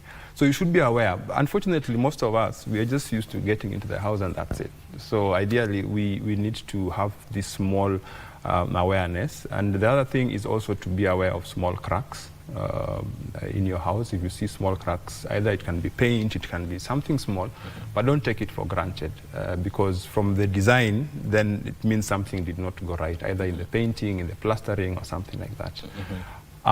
We also try to create these awarenesses in terms of emergency evacuation procedures at community level, whereby it does not only go towards the building itself, it also goes towards accessibility to the places where these incidents have happened. Because one of the things we normally advocate for is when there's a building collapse like that, then we try and keep the emergency or the roads clear for the emergency vehicles to come and support the people who are supposed to be there. So we try also to create awareness, and we do this quite a bit in the informal settlements. We do this in different high-rise areas, in estates. And But it's not enough because the buildings are coming up very fast, and I don't know if the landlords have enough time to be able to, or do they put structures in place to be able to create awareness in terms of safety. Yes. So yes, we do this. Beyond emergency response, is there a role that you play as Red Cross in risk reduction? Yes, of course. And this is what we're talking about in terms of creating awarenesses and giving early warning signs. But you see, for such incidents like what you're talking about now, like the building collapses, sometimes some of them come as a result of even weather-related situations. Yes. Like we go to the rainy seasons. We have areas that are a bit swampy and buildings are there. So there's a likelihood of some structural collapses in different areas, not only buildings, but can even be bridges. So the thing is to create awareness in terms of when we have the early warnings from the weatherman, then we are able to now to discuss with the communities that are at risk. So what we do as the Red Cross under the Emergency Operations Center, what we do is we do a lot of mapping and analysis across the year in these hotspots across the country that are affected by different phenomena. For example, the weathers, the droughts, and the rest. So what we do is when we see these early warning signs, then we kind of issue some alerts in terms of whether we issue terror messages to areas that have been are likely to be affected by some certain incidents. For example, flooding, flash floods. And we've seen that quite a bit in our urban setup, where estates have been flooding quite a bit because of one reason or the other. So these are some of the activities that we do as a national society. Yes. Indeed. You know, when it comes to structural safety and engineering integrity, that is a very important aspect of any building of any kind. Yes. But then again, you might have design changes. So how do you manage design changes in a manner that does not compromise the safety of the building? Actually, it's one of the issues I wanted to discuss about, that, for instance, a developer starts building a building, and it reaches somewhere and he thinks the interest he's paying on a loan is too high. If he could add a floor or two, it might help him recoup the money and pay the loans very fast.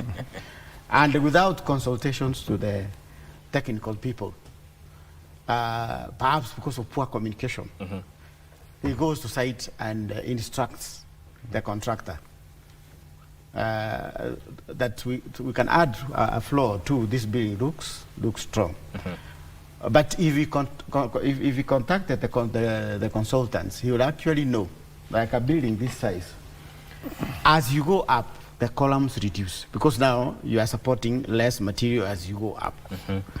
And you might actually find at the time he's thinking of adding a floor. The columns that have remained are only supporting only the roof. But he says, let us add 2 also floors. That has been a cause of very many buildings collapsing. I have personally had to pull out of a project because the client moved to site and asked the contractor to add a penthouse. He said, when I'm here with my family, I think I need where I can spend on a commercial building. Those kind of practices are extremely common, but I would wish that people value consultants. By the time consultants come up with documents to do a particular design, they are actually that building specific.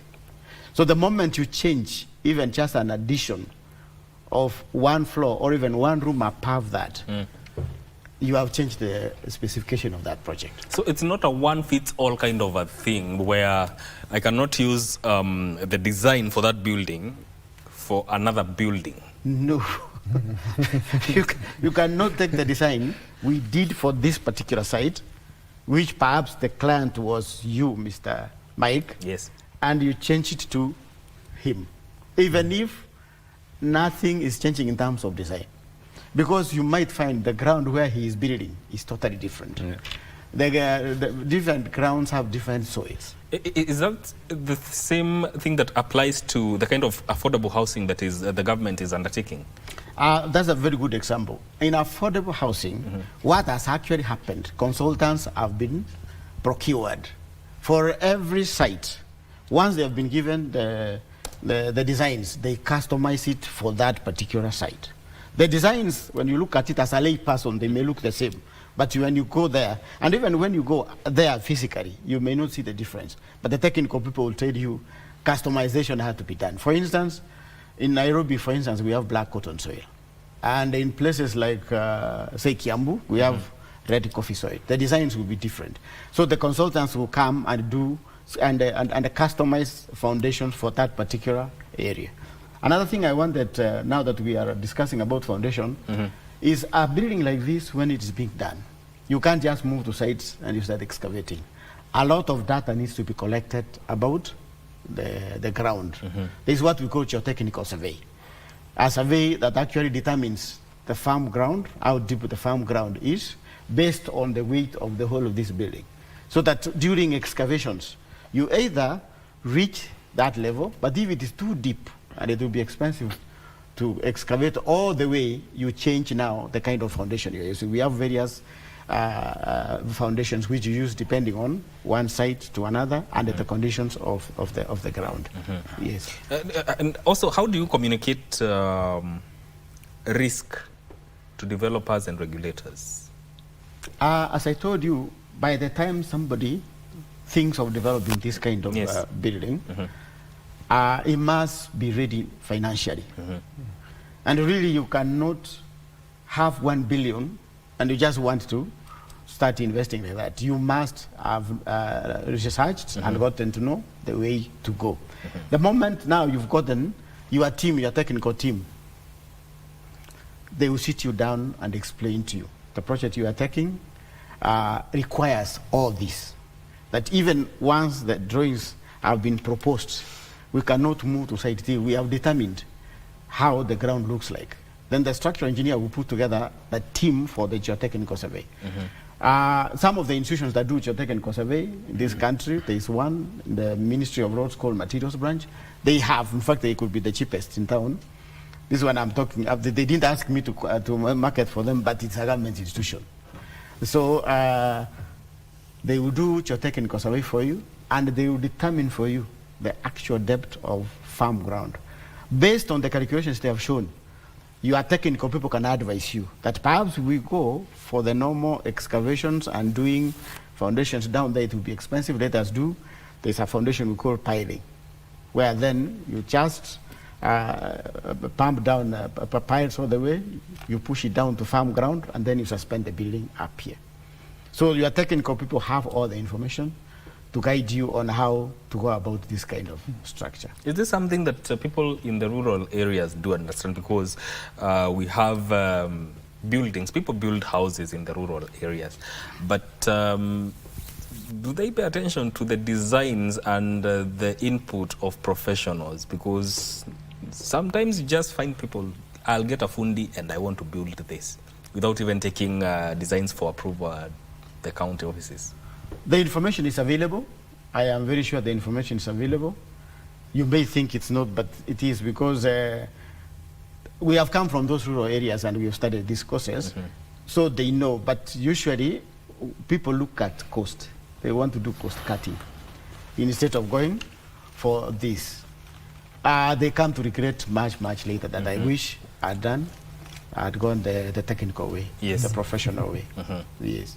Mr. Odhiambo, you know, this is something we are talking about, and when it comes to emergency response teams, how are you equipped to handle building collapses, building collapsing emergencies? Well, I don't even know where to start from, because we are somehow in a very, I don't want to say sad state, because in terms of response, we have quite a number of agencies that are very good at doing this. We have the DRB, that is the Disaster Response Battalion from the military, who really are actually on site right now doing some work. We have various stakeholders like NYS who have good enough equipment. We have various agencies actually who are already on site now with some good equipment. However, there's also the issue about deployments. You know, when it comes to those disasters, how fast can you be able to get there? How fast can you be able to mobilize this equipment on site? So I can't say we are quite there, but we are somewhere, because people like the units like the National Police Service have really been on site doing a lot of stuff. So there is quite a substantial amount of equipment out there, but we still need more, and we still need more agencies to be able to be trained in doing search and rescues. Structural search and rescues are not easy.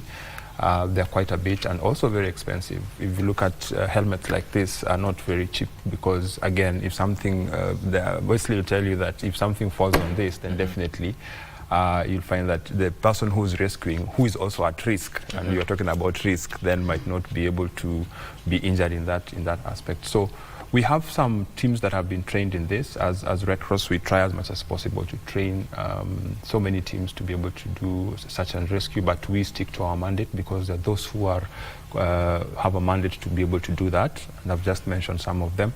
But when we come to that, such kind of a structural collapse, then our job is to save as many lives as possible. If we have someone who's there who's survived, then our job is to sustain that life as fast as possible. So we are supposed to have some sort of knowledge about structural collapse and how to be able to approach it. When talking to the architects, then even something like that happens, then they're the ones who we as search and rescue teams look for. To be able to tell us then how is this building looking like, so that we can know what angle to be able to take. So supporting with different agencies. So there's been quite a strong multi-agency response teams coming together and doing quite a bit in the recent past. And we are really improving in terms of incident command system and being able to coordinate some of these disasters. The equipment at some point sometimes becomes a challenge, but I've come with some few that we can be able to see that these are some of the equipment, not only in terms of structural collapses, but we have various incidents like aquatic rescues, the drowning cases that we've had so many of during this month of December. We have road carnages that have been happening, that we have to use this extrication equipment, the same equipment being used in structural collapses, the cutters and the spreaders. So you find that we try as a Red Cross to be able to train as many as possible. And there's something you mentioned, and allow me to just allude to it, that do people in the village know some of these things? So we have the technical equipment. Now the task that we have as different stakeholders, as you and me, is to be able to sensitize those people in the village how to use locally available material to be able to do the first thing. Now, we mistake that we are the first responders, but we are not the first responders. We are like number 3 in the chain of survival.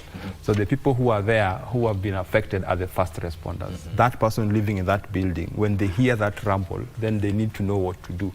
I know Bwana Wesley will agree with me that sometimes when someone hears that, they try to run to do something, so they don't know what to do inside that building. It becomes a bit of a challenge. So giving those local-based knowledge to the community-based teams. That's why we have community-based response teams. Those are people living in the villages, people living in the local area, and they can be able to respond to emergencies before we get there.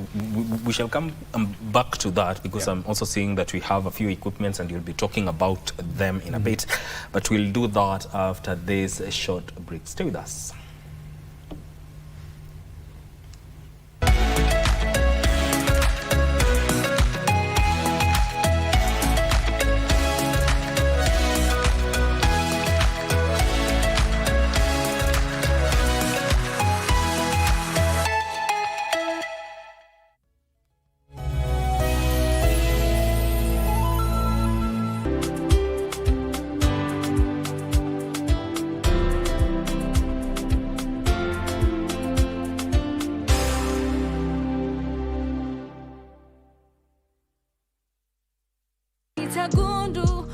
Mbona unatoa bandage?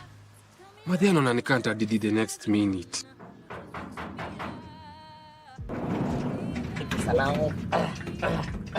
The two of you get out. Tupitie kesho usi. Unajua nafaa niende nishughulikie mokoro wangu. Wapi failure number 1? Amesema hataki. Malipo ni mazuri. Mbona unakaa uko deep in thoughts? Ni historia ya daddy inanipatia stress. Imekuwa too late. Twende, you are a man. Ulifikiria juu ya ofa yangu? Mimi sioni nikipiga hii mboka. Mahali hii imetoka kuna nyingi sana. Kama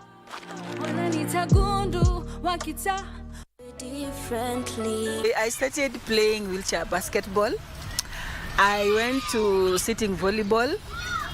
Before I knew what, I was in powerlifting. And is when I in wheelchair and also in paravolley, sitting volleyball, I became a leader 2012-2016 as the Secretary General for the entire country. After that is when I was like, I will get confused in the middle. So I need to sit and, even be okay. I believe in God also. I just told God, now this one, I have to have a primary sport. The National Gender Equality and Disability Inclusion Awards 2025 was an incredible celebration dedicated to recognize the people and organizations making the world more inclusive. Differently.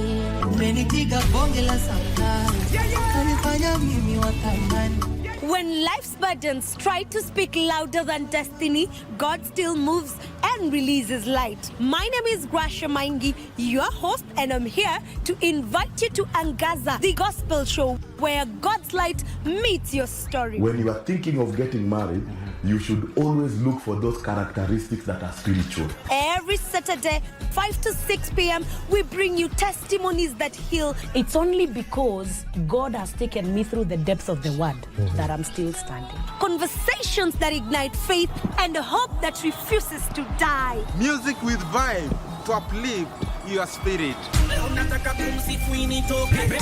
Join me, DJ Andy C, the Gospel Street King, to unite ndani ya Christ. Tune in to KBC Channel 1, where light meets life.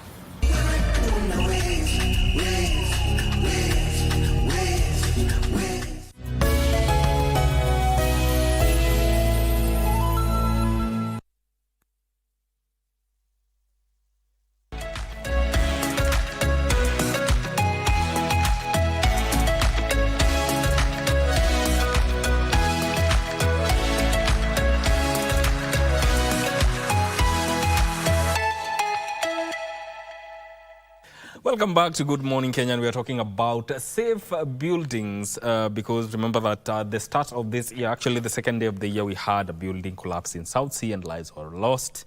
And even one life lost is one too many. So to avoid that in the future, we're looking at how buildings can be safe. And in studio, I have Wesley, who is an architect, and Odhiambo, who is from the Red Cross. But before we went on a break, we were talking about matters to do with now this equipment. Here we have this helmet, and these are goggles. So maybe you can talk briefly about them, especially when it comes to matters of first responders, when it comes to emergencies, not only in building collapses, but all even in road crashes, drownings and everything. Thank you so much, Mike. And this is very key for us as first responders, because having someone like Wesley with us, it's very important, because they get to hear our frustration at some point as first responders, because when you get to a building or a situation, then you don't know what angle to take, and this is where we need a lot of information so that we can know the approaches. But first thing, before we even go into those into the scene itself, our safety as responders comes first, because we are also going to risk our lives, and that's why we have this kind of equipment. And like just before we went to the break, you talked about at local level, then how can we be able to give this information? So at local level, and we try to sensitize the wananchi, of course, to consider their safety first. And we have helmets like this that we use for safety issues, that is headgear. As you go to structural collapses, a standard procedure, you need to protect yourself in different angles. One is your head. And you need to have not just any helmet, but specialized helmet. Of course, like Wesley was saying, that you need to consult the professionals in terms of construction, that which is which. There are labels that in construction, the blues, the reds, and the yellows. In response, also, there are this kind of helmets that you can be able to use.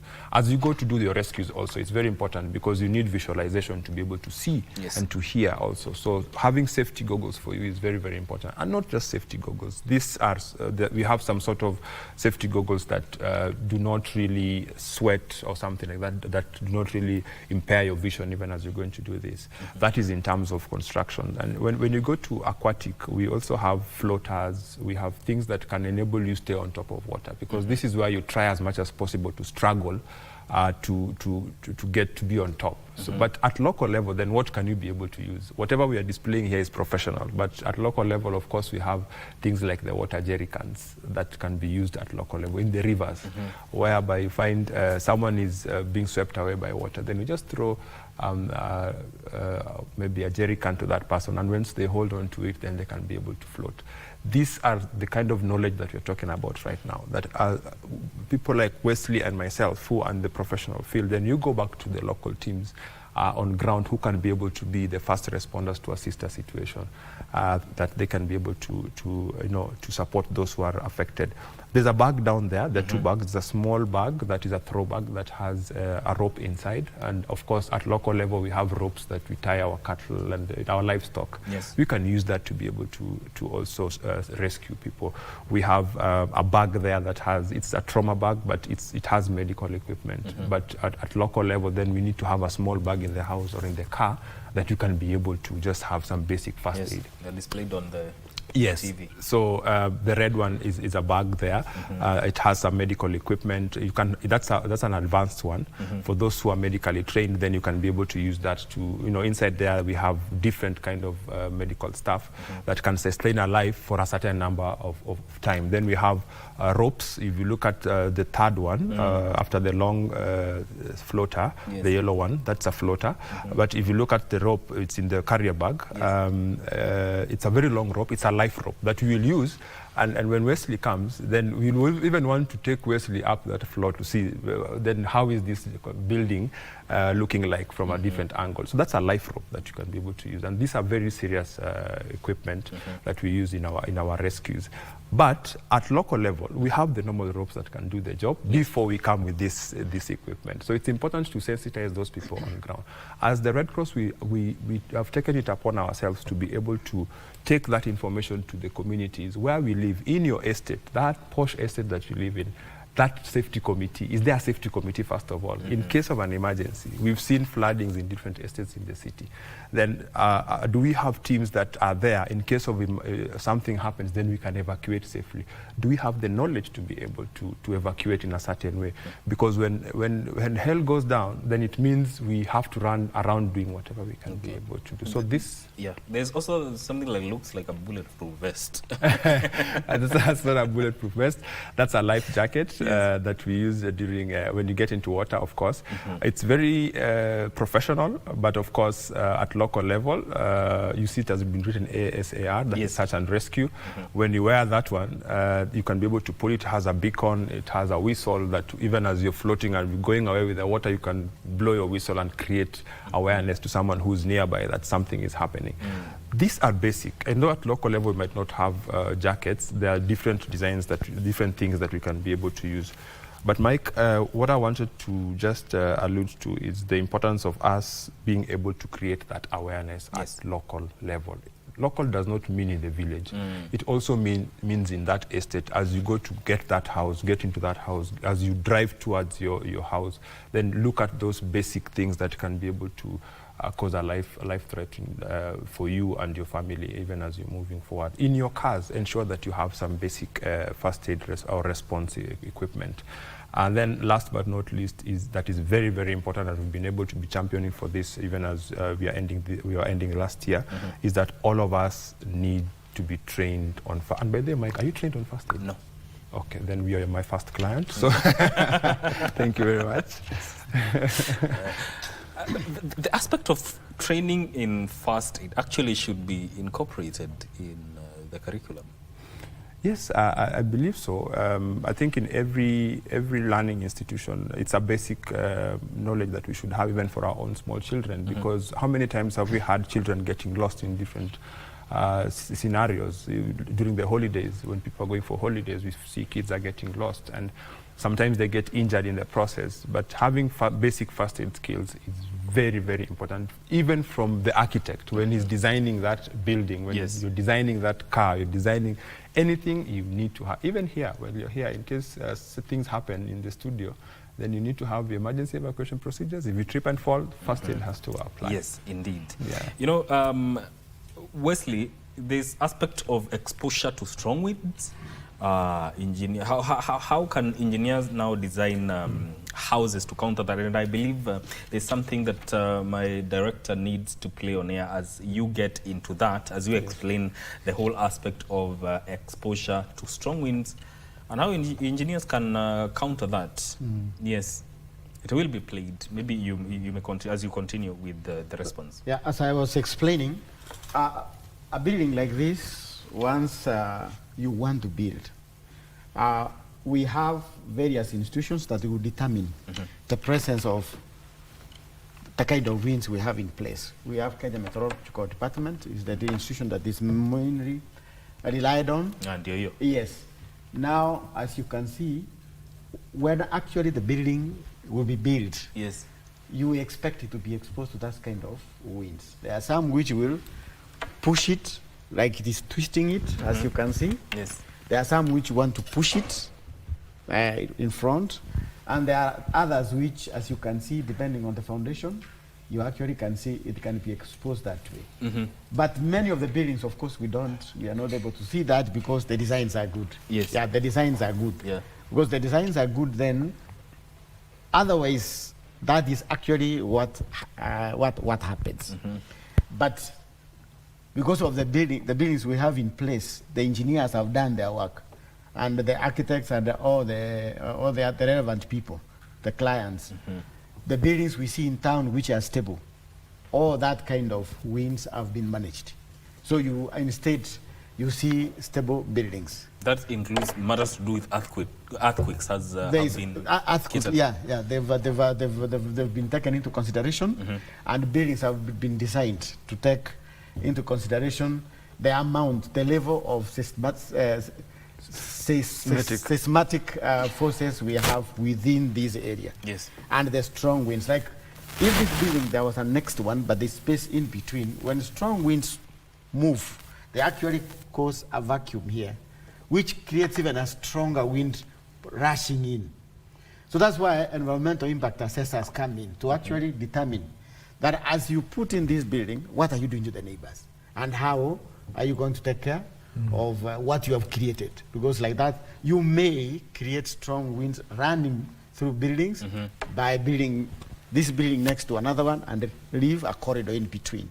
That's why these days we have environmental impact assessors to actually put you on notice that you are going to create this, do something about it. So how wide should that corridor be? How wide should it be? It is a factor of how tall this building and the neighborhood is, and then the engineers will calculate and determine how wide it should be. So it's not like there's a standard. Not standard. It is determined. It is specific to projects, to various environments. Yes. Talk about substandard materials and yes, I wanted to talk same. about substandard material. We are aware of the presence of counterfeit materials, of steel, of cement, of standard levels, and because of that, all developers are actually advised to make sure they buy from certified stockists. You don't just go and find somebody's claiming yes, steel and cement and you buy. Make sure you buy from certified stockists. And even the way you stock that material on site is extremely important. I've been to site and you find ballast and cement are mixed. You can't tell the difference where the boundary between the two is. Yeah. Steel is just exposed, and we know steel rusts once it's exposed to the weather elements. Yes. And even cement itself is not well covered, and we know once cement is exposed to humidity, it starts setting. Once you have a site, the first thing you should start is to make sure you determine the kind of storage you're going to have on site. Otherwise, this is how material loses their strength. As you are building, you think the material has the original strength, but it has been compromised because of the way it was handled. Another thing I would wish to encourage so many of us as we plan to build, always put aside some resources for material testing. Then we have institutions, I will mention government institutions, KEPS and the materials branch.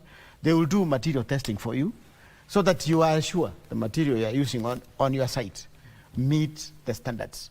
Otherwise, because of the way you've either stored it or your source of material, you could be having some standard material, and they will compromise the strength of your building. I wish to also talk about poor workmanship. There are many of us who don't care about the kind of concrete ratios. On this one, I've had a lot of fights with the fundis and the other foremen.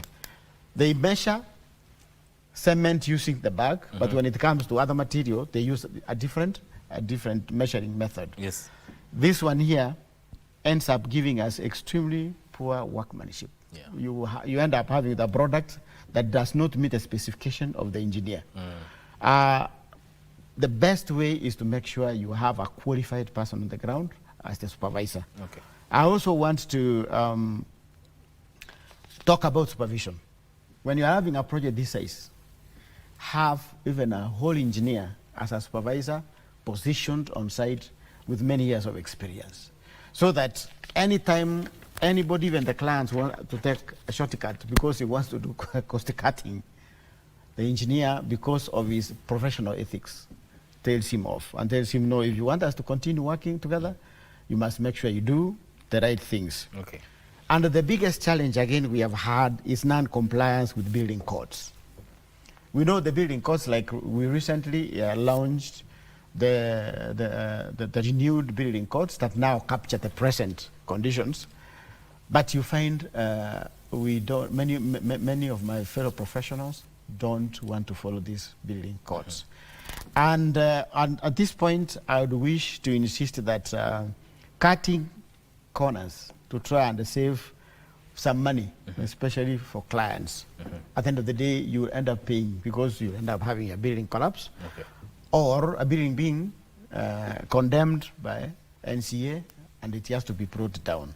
Okay. In the interest of time, yes, I want you to briefly talk about, once the building is done, yes, the whole aspect of the maintenance culture. Yes.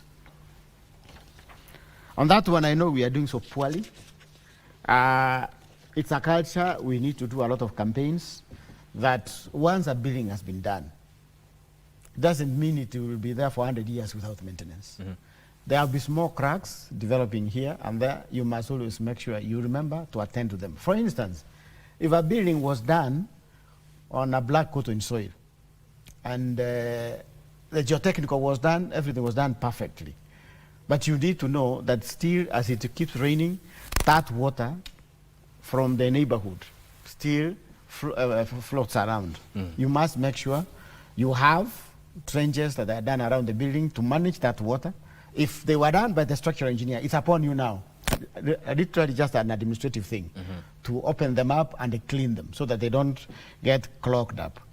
The moment you see just small warnings like small cracks around the building, follow them up and get to know why that small crack. Let an engineer or a technical person come look at it and assure you you are safe. The crack is not dangerous. Or tell you, I think it's time for us to do something about this repair. Yes. Always interact with your building. Don't just, I mean, you'll find even a building that was supposed to be painted, say, after 4 years. Somebody has never remembered to paint 15 years later. That maintenance culture, we need to really start embracing it very aggressively. Okay. Yes. Mr. Odimba, what would you say are the biggest challenges when it comes to urban search and rescue, especially when we have a building collapsing? Like I had said earlier, Mike, it's that one is the deployment of response agencies, the turnaround time. Different agencies have different SOPs in terms of deployment. Like if I can be able to move within 2 minutes, you might not be able to move within 2 minutes. You have so many signatures before you respond. The other thing is also access. We have a lot of developments going on across, and sometimes we might not be able to get to a certain building. You find that you want to respond to a certain area and the route to that area is very far. I'll give an example of the last, some few years back, we had the Tasia collapse building. TASE is on one side. So agencies are moving from the Mombasa Road side, coming to respond, but they have to go all the way to Donholm, come around, and then come back this way into. So these are the kind of challenges you face. Number 3 is, of course, when you're on the road, there's traffic issues, whereby access becomes a challenge when everybody's running and someone wants to follow the ambulance, follows the beat traffic. So knowledge from the public also to allow ambulances, to allow fire engines in case there's an incident like that to come out. Other challenges are that when you get on scene, then sometimes you do not have any information about that building. There's nobody who's readily available to tell you that this is what has happened. You have to scratch the surface to be able to get to understand what is happening. This really takes a toll on the responders. They don't know what angle to take. If we have Wesley on standby and Wesley can be able to respond and tells us, I'm the architect of this building, this is what I did, and this is the angle, then you can know how to approach it. Last but not least is also the first responders on ground, the communities. Again, I keep on insisting on this because if they don't know what to do, then again, you might come in and start having structures in place. But if they knew what to do or they know what to do, as third line responders, when we come to the ground, then we only fit into a structure that is already in place. So this is local administration, county administration, community-based teams. So for us, we only bring extra equipment to be able to support in a structure that is already in place. But if you come in to start developing the structures, putting structures in place, then the timeline again is a bit of a challenge. Then mobilization of sustainable resources. For example, while you're there, water, what is required, who does what. And then again, Mr. Wesley talked about continuous sustainability and monitoring of repairs and things like that in structures, in roads and things like that. These are some challenges that we also face. That in a community, you'll find like a gated community, an estate, it's so comfortable, but people have not been trained on certain aspects. Fire safety. Just yesterday we had a fire. Then we find that community, people do not know even how to use an extinguisher. I only know of a building somewhere in Eastlands that has extinguishers in every floor. There's a building somewhere I saw some years back. The guy just decided to put, I think that was the work of the architect and somebody else, but they have extinguishers in every floor. This is the way to go for certain kind of things. Now, for us to be able to maybe reduce these challenges is basically create awareness. Yes. A lot of trainings, and trainings should go towards not only the people who are going to be living there.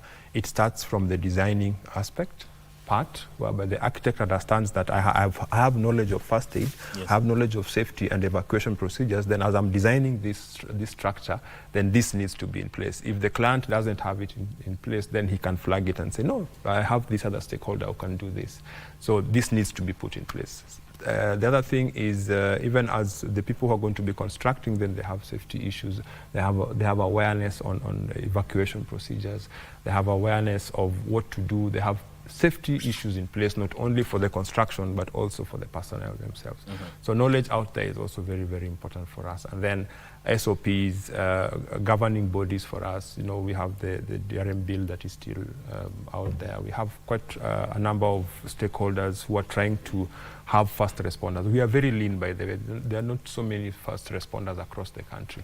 And we need to continuously train more from different agencies. So you find that if there's an incident here, another one happens, and another one happens, we have to peel off a few from one side to go to the next. So these are the kind of challenges that we face that we should work towards more capacity strengthening in terms of. All right. Mr. Wesley, as we close, what would you say is the lesson that we need to learn from such an incident that happened in South Sea? What I would advise everybody is the moment you take a loan of billions to build this kind of building, the best thing is to follow professionals to the very end. There's no need of having tamaa on the saying, for instance, let's do 2-3 more floors, while actually the engineers may be uncomfortable about that. I know situations where the client has changed the professionals midway because the initial team doesn't want to do what he wants. But perhaps the new team, because they haven't received any money for a long time, they haven't done the project, they want that money, they come on board, but at the end of the day, you end up having those kind of collapses. But as he has said, always let us have people be aware of the environments around them. Even the actual construction, even if it's not collapse, when actual construction is going on, in itself, it presents risks. I would wish that, people get to interact with their environment, get to know once a construction site is next to me, it is a place, you could fall there and lose your life, or just get to understand what is happening. There is dust, and you can even raise it. As a neighborhood, you actually, if the site is dusty, you can raise it to NEMA. So at the end of the day, everybody is able to do, every stakeholder is able to do their part. And what I also wanted to comment briefly is that every project has several stakeholders. A project like that one, if you had proper communication, you may even actually find it just didn't collapse. Yeah. The building itself gave warnings, but people didn't take it seriously. But if all the stakeholders, even those who saw the warning, did their part, for instance, reporting, and they insist, and even within the neighborhood insist, no, we would wish that something is done about that, because I have information that the NCA seems to have flagged it. Perhaps they didn't just need to stop at that. They needed to do something about it. Yes. Thank you so much. Yes. As we close this, Hesbon, your message to Kenyans, and also maybe give the numbers that emergency that they, in case of an emergency, they can contact. Well, as we close, the message is to always be aware of your surrounding, where you live. Ensure that you have the emergency evacuation procedures or emergency procedures in place. If you get into a certain building, if you go into a certain structure, ensure that you are aware of emergency evacuation routes. If you get into a mall, nowadays they are put on the lifts and staircases. Ensure that you can be able to see where you are, so that you can be able to know where to head to in case of an emergency. And then also ensure that you learn basic life-saving skills in terms of first aid. Learn basic fire, basic first aid, learn aquatic swimming or something like that, or rescue. We have something called PET, pass, extend and throw. You don't have to get into the water. You throw a rope, you pass a rod or something like that. So this will help you to save a life. Then if in case you're in a space and you might not be in a place to be able to do the rescue yourself, you can as well call. Our numbers are very simple, toll free, which is 1199. That is 1199. 1199. Call that one toll free and just tell us, I'm seeing an incident happening here. And since we are an emergency operations center that has numbers to different stakeholders, we can be able to link it to the right stakeholders. Indeed. Thank you very much. Thank you so much, gentlemen. On Good Morning Kenya to talk about matters of safety in building or safe buildings. That is Wesley Mokuanyariki, who is an architect, and Hesbon Odhiambo from the Red Cross. This is where this conversation ends. Thank you for tuning in. My name is Mike Migwe. Vivian Degwa is up next with Women on the Forefront. Stay with us.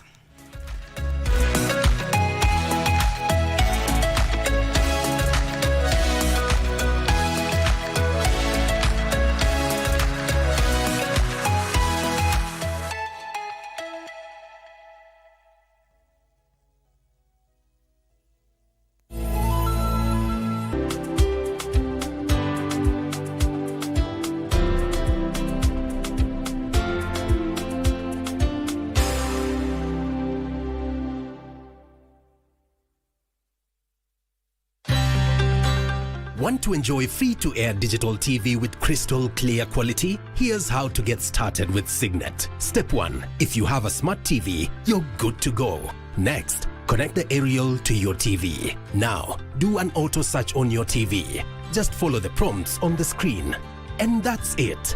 You're now tuned in to Signet. Sit back and enjoy a wide range of free-to-air digital channels. For technical inquiries, call the Signet hotline on 0770-572-656. Are you a talented artist? Or are you passionate about a topic you want to discuss?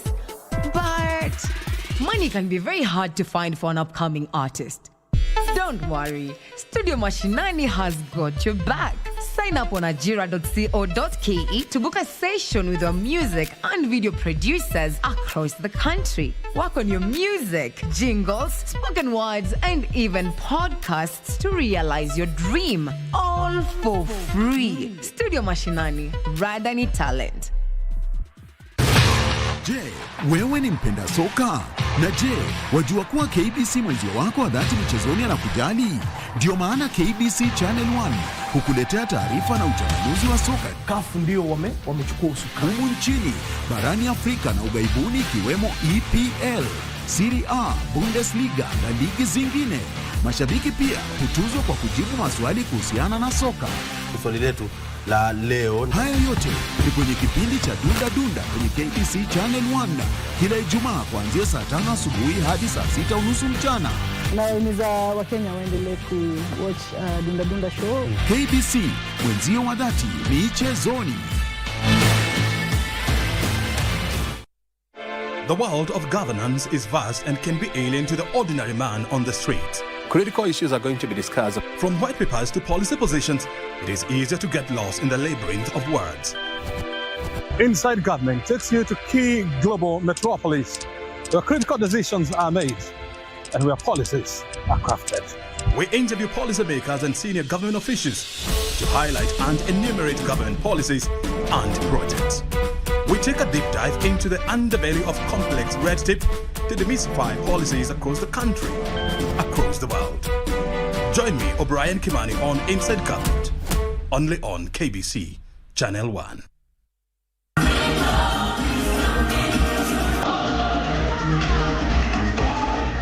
It's art, it's culture, it's fun, it's attitude.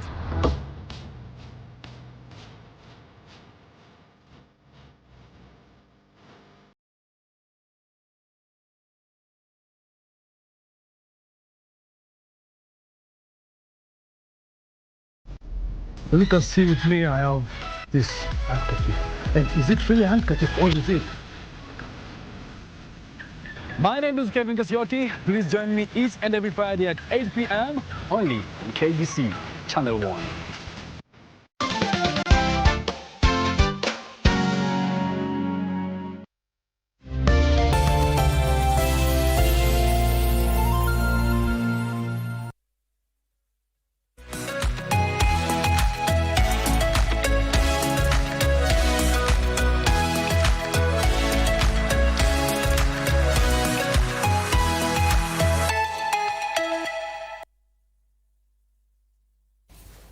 All right, thank you and welcome to Good Morning Kenya. We get to continue with our conversations of the day, and right now I am going to be speaking to one young lady who is a leader. You know, her name is Alionya Roslyn. She is the chairperson, Young Captains ODM, and she's here for us to have a conversation on just young women taking on the lead. That is our main drive of this conversation. So how about I get to have her say hi to us as we get to begin. How are you? Thank you very much for having me on this show.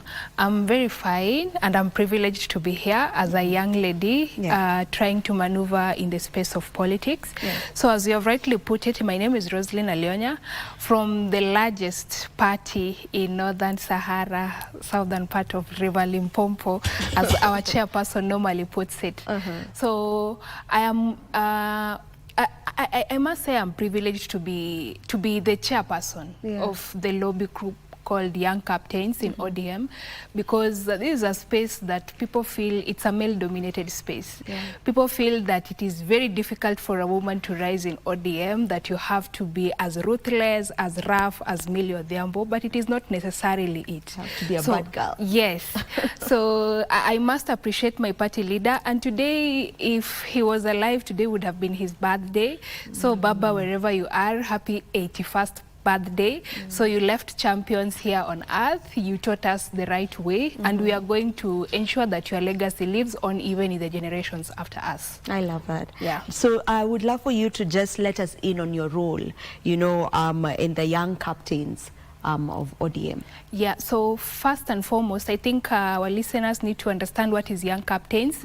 Young Captains is a lobby group under the ODM Women League, because ODM has different structures. We have the Youth League, we have the Women League, and then now we have the mainstream.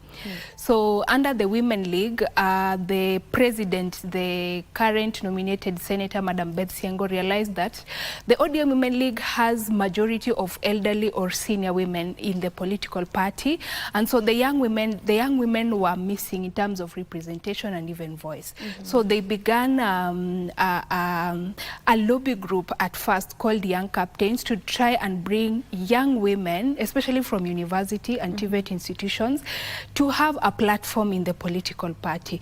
So it was begun, I think, around 2021, and by that time I was just a member. So through the mentorship, through the programs, you realize that as young women, you get to interact with senior women who have already been elected, who have already been nominated, who have been in appointive position in government. So you are able to understand what did it take for them to be where they are. So it is a platform that is providing us with mentorship, and every young woman out there, because there is no any other political party that has such a platform for young women especially. Most political parties have their focus on youths, and they have the youth league, but most women are not able to thrive even in the youth league. It is too masculine and too rough. So when you're a young woman, you're naive, you're in your 18, in your 20s, your early 20s, or even late 20s, you do not have the stamina that is required in the political front. So when you get to meet elderly women who have already been there to mentor you and tell you this is how you dress for political rallies, this is how you speak, this is how you lobby, this is how you organize, I feel as a young woman in ODM, we are privileged. Now, before you got into, Young Captains as a member, because you mentioned you began as a member, before you got into it, like, how has your journey been to the point where now you are where you are right now as the chairperson of Young Captains? Like, what got you into politics? Was there a defining moment for you that made you decide this is the path I want to take, despite it being as male-dominated as it is and as rough as you put it?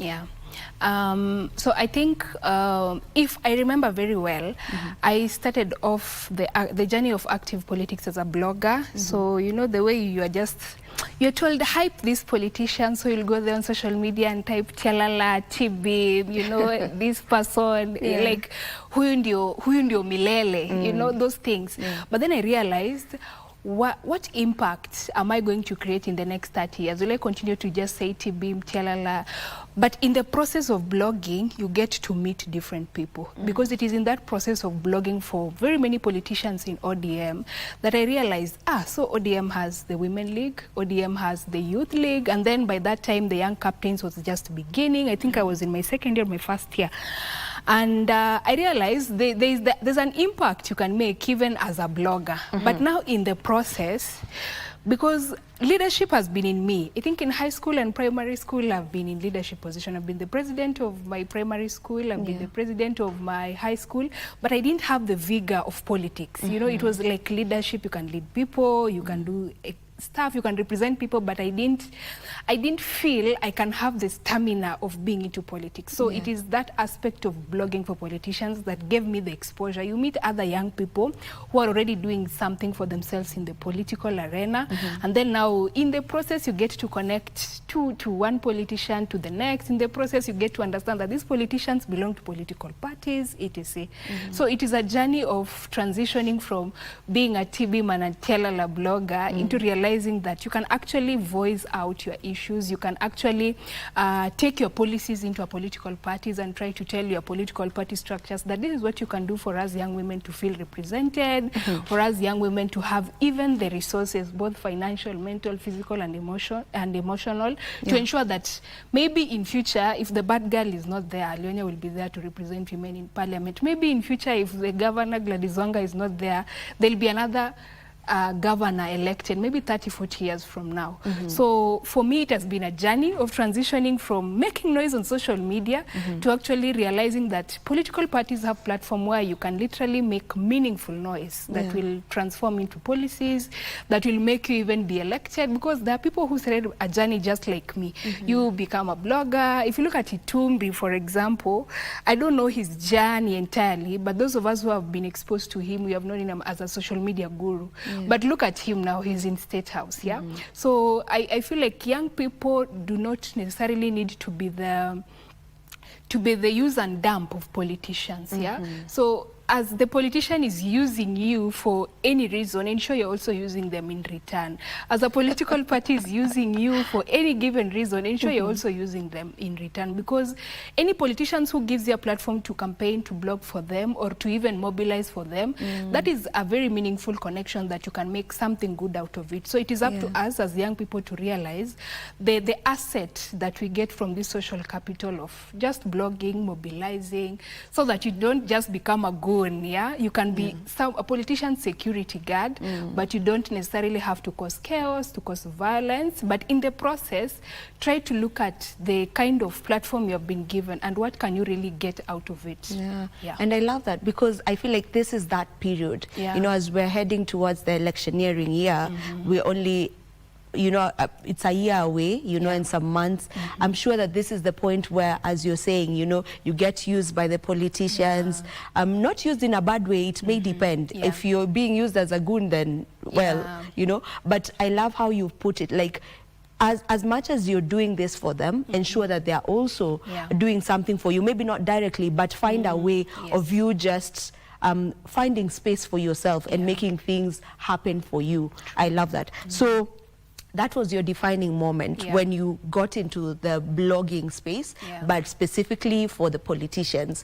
And then now your eyes opened and you were, okay, I can get into this as well. So in the context of Kenyan political, in the Kenyan political landscape, what does a young woman on the lead, you know, mean from your point of view?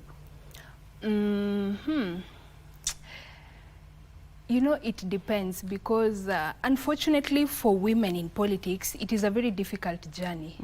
And it is even worse when you are a woman and you are young, because the society has not really embraced, it is really trying to embrace women leadership, but the society has not really accepted that a woman can lead a society entirely. So for young women, the space in the political arena is so, I would say it is in Kiswahili they say imefinywa, like that hiyo nafasi ni kidogo sana for a young woman. It is tough for us because first you don't have resources, secondly you don't even have the experience, and then for us women we are very emotional human beings. So any scenario can actually knock you down from the political arena. We don't have the stamina of realizing that today they have abused me, today they have called me this kind of names, but tomorrow I can still show up and smile and campaign. So the space is still narrow for us, especially young women, because once you enter into politics, like for me as a Leonia in a political party as big as ODM, the first thing that the society think, this one must be someone's girlfriend in ODM. This one must have slept with someone for her to be the chairperson. There's always that. There's always that. I don't narrative. know why there's always that perception that for a woman to make it, not just in politics, in almost every field, that there has to be someone, you know, who she had to do whatever to get herself there. It's such a primitive way of thinking from my point of view. And in politics it is extreme, because if today I was just a young girl who is vibrant, who is probably not even focusing in politics, almost everyone would be supporting me. But immediately you say, now I want to contest for women rep of Nairobi. Now I want to contest for senator of Nairobi. People will now start asking you, are you married? No, you are still young. Do you have a kid? No, you are still young. You get, so they feel like you don't have the muscles to be a leader, especially for the fact that you're a woman, and unfortunately for the fact that you are young. So it is unfortunate for us, because the society expects us to get married. Like right now, if I decide that I'm contesting for any seat, people will always ask, are you married? Do you have a kid? Why do you want to go into politics before you create your own family space, etc.? So I would say, from my own perspective, the space is still limited, it is still small, it is cropped up that if a woman does not have the right mentors, if a woman does not have the right supportive mechanism, then it is difficult for a young woman to rise in the political space of Kenya. And as of the recent events in Murang'a, when a woman just came up and said, Mimi ni two-term, and people had to, you know, booing is one thing, because I looked at that funeral in Murang'a, and then I looked at the funeral in Kakamega.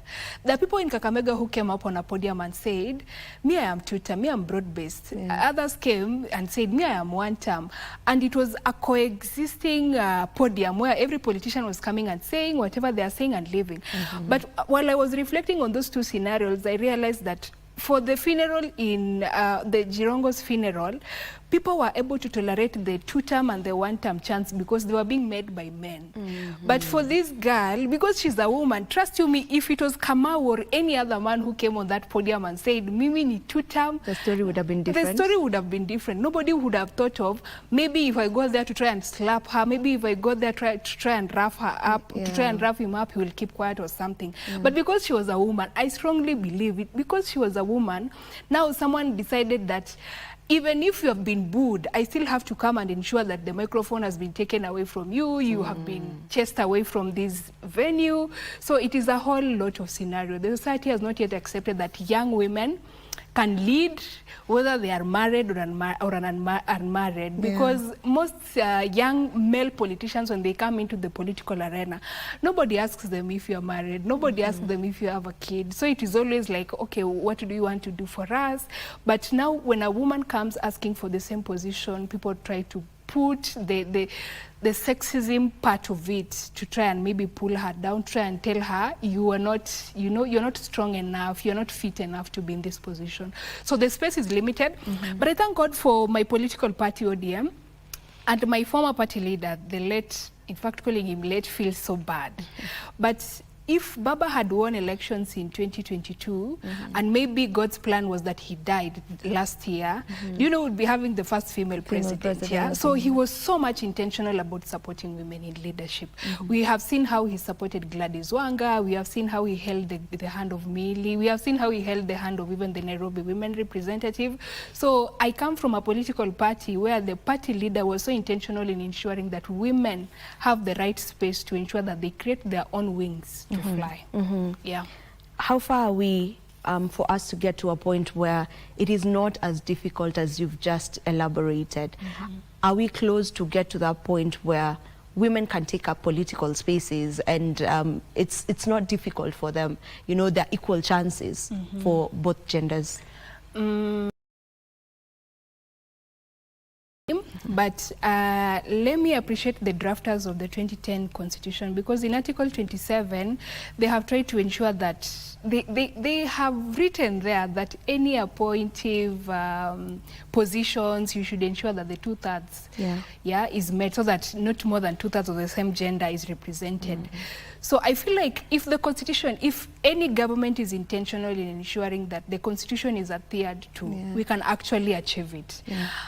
Another tool that we can use as a country is the political parties. If all political parties have the intention of ensuring that women get elected, so they maybe decide to create quotas that maybe this zone or this area, because no lady is required. Because if you look at areas like Northeastern, if you look at areas like even Nyanza, the parts of Kisii, even Western Kenya, you know, that society, even Meru, that society has not really accepted female leadership. So if political parties can create quotas to ensure that if we are going into an election, we are going into primaries, and we have maybe a lady and a gent in this area, in this constituency, in this ward, then it will be okay for us maybe to come to a consensus and allow this lady to contest. So it will come from the willingness of political parties, because it is the parties that provide these ladies with party certificates to go into any election. So that it does not only mean that if you are a young person and you are a woman in any political party, you only wait wait for the nomination or the gender top-up list. So the political parties must be intentional to provide ladies, women with the spaces to get the party tickets at the primary level, and then support them financially, support them in terms of infrastructure and anything that they need during the campaign period. Nonetheless, I think women should also believe in themselves, because even if these platforms are provided in political parties and there is no woman showing up to contest, it will be an issue. Easy vitu si ngumu. There's nothing so difficult about contesting. I think my mindset has changed over time because of the political party I come from, because it is so easy and it is so difficult and very masculine to survive in ODM. But we have seen women thrive in this party. So I always have that limelight that maybe in the next, I would say in the next 40 or 30 years, probably would be at 60%, trying to ensure that governors are elected as women, so that you don't look at her as a woman first, you look at her as objective as it can be. What is her manifesto? What is she coming to do for our county? Even for the senatorial position, because I was looking at the data of 2022, I think we only have, is it 3 or 4 senators? We have 7 governors, at least for governors, people are trying. That was a plus, though, for Kenya. Yes. So if the constitution is adhered to, I feel like we might achieve the representation that we want in the political arena, but it will require the willingness of the existing government, the willingness of political parties and the societies at large. Looking at women as leaders, you don't look at me as a Leonya, as a woman first before you look at what I'm offering. Just look at me as equal as to that man I am contesting with on that same docket, and try and look at what is Leonya is bringing on the table and what is the person X bringing on the table, and then you decide whether you're voting for Leonya or whether you're not voting for her. But don't fail to vote for me because I'm a woman, or don't vote for me because I'm a woman. Yeah. I love that. I love that. That is very well put. And in line with that, maybe why is it important? Why is it so important for women to come out, or to just come out to occupy these spaces, to come out to look at what opportunities are there for me? You know, as you're saying, the opportunities may be there, but maybe there are no women who are out here, you know, to take the spaces. So what is the importance of us as young women to just come out in ensuring that we are occupying spaces, maybe not just political spaces, but spaces whereby we have the chance to be the decision makers? Yeah, I think I've always believed in the fact that good things begin on the other side of fear. When you stop fearing of anything bad that can happen because you're contesting, I believe good things will start coming from there. Because if you tried to contest today for a Senate position and you failed, you have not lost. You have learned 1 or 2 things. You have stamped your authority. Probably if you got 2,000 votes, that means 2,000 people believed in you, and you have a reason to reshape yourself so that you come next time and maybe get 100,000 of those votes. So young people, and especially women, should continue coming up, because if they fail to come up, the men will use it against us. They will continue saying, okay, where are the women? Like right now, everyone will be saying there are these by-elections that are coming up. Where are the women? Why are they not contesting? So the greatest maybe barrier that is affecting women is probably the fear from themselves. But once you stop fearing, because hakuna mtu atakuchapa ukienda kwa polling station na upata hata 0 votes. Hakuna mtu atakuchapa. Umeenda experience ukapata, probably you are the only person who voted for yourself, not even your family members. So it won't be that bad. It will be an experience that would have learned 1 or 2 things. So if we continue to stay at home, if you continue not to show up, even at our workplaces, if you do something and you show people that I am the one who created this software, I'm the one who ensured that this project was successful, I am the one who ensured that this team brought the success, I'm the one who ensured that the marketing team did this and that, and you come out and tell people, I did it, even if nobody will clap for you, with the time, people will realize that for us to have a good marketing strategy, we need to look for person so and so. For us to ensure that the social media is doing something great, we need to look for person so and so. So I think let us just be like men. Men will always try, even some of the riskiest things. Yeah, you tell just have the audacity of a man. Exactly, the audacity of just be a bad girl. Try everything. However, if it is bad, you can come later and apologize and say, I tried, I didn't know how bad it would be, but I've learned my lessons. Just show up. Yes, show just up for show yourself. up. Just show up and don't fear, because it is the fear that is making us not to show up for some of these positions. Because today, if I told people I'm contesting for a position like Member of Parliament, people will be like, no, you need to leave that position and contest for women representative. But if you continue showing up, very many women showing up to contest for governor position in 2027, probably the numbers will increase to 14. You know, in mathematics, there was something called the probability. So if all of us put ourselves out there, showed up, there's a high likelihood that majority of us will make it. We might not make it all of us, but the numbers of the people who will be elected will increase. I feel like with the time, because we are the largest voting bloc, women are the most loyal voters. So if we come out, show up, and when you are elected, you do your best so that people don't try to bash you on the gender card and say, we gave her an opportunity, look at what she did, so no woman deserves it. So if you're given an opportunity, you do your best. It will give more strength and even hope for the other women who have not contested to show up. And in the process, with the time, it is now even the male gender who will now be asking for the 2/3 gender, equality stuff, etc. So if we believed in ourselves, we can actually just run the world. Yeah. Yeah. Who run the world? Anyway, I want us to get back to the stereotypes. You know, there's one that you had mentioned whereby people assume for a woman to take up space specifically in politics and you know, anywhere else, there has to be a man that you know, made her get to that point. Maybe what are some other stereotypes that we need to debunk? I think that would be the greatest one, because it is mostly used to bar women from contesting. Because if today I left this studio and everyone on social media is writing about me having a relationship with person so and so, in one way or another, it affects you emotionally. It lowers your self-esteem and stuff. I think another stereotype is people thinking that women are not capable enough, that women are their greatest enemies, that women are emotional human beings and they cannot be given leadership roles. There's a president in, is it Namibia, or the first elected African woman, women president. And she's doing a lot in ensuring that the debt of the country is being repaid, in ensuring that there's development in the country.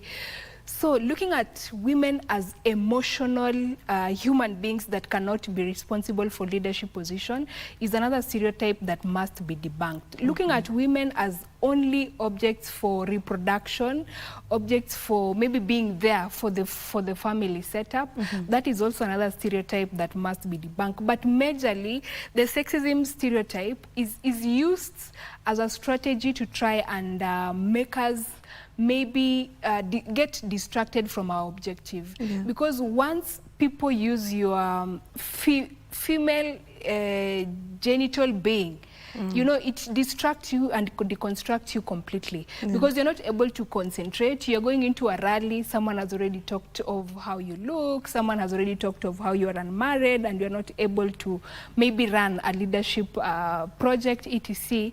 It really affects you. But that one would be the major one. But the other one is trying to look at women as emotional human beings that cannot be trusted with the leadership position. That is another stereotype that I think need to be debunked, because we can always maintain our emotions.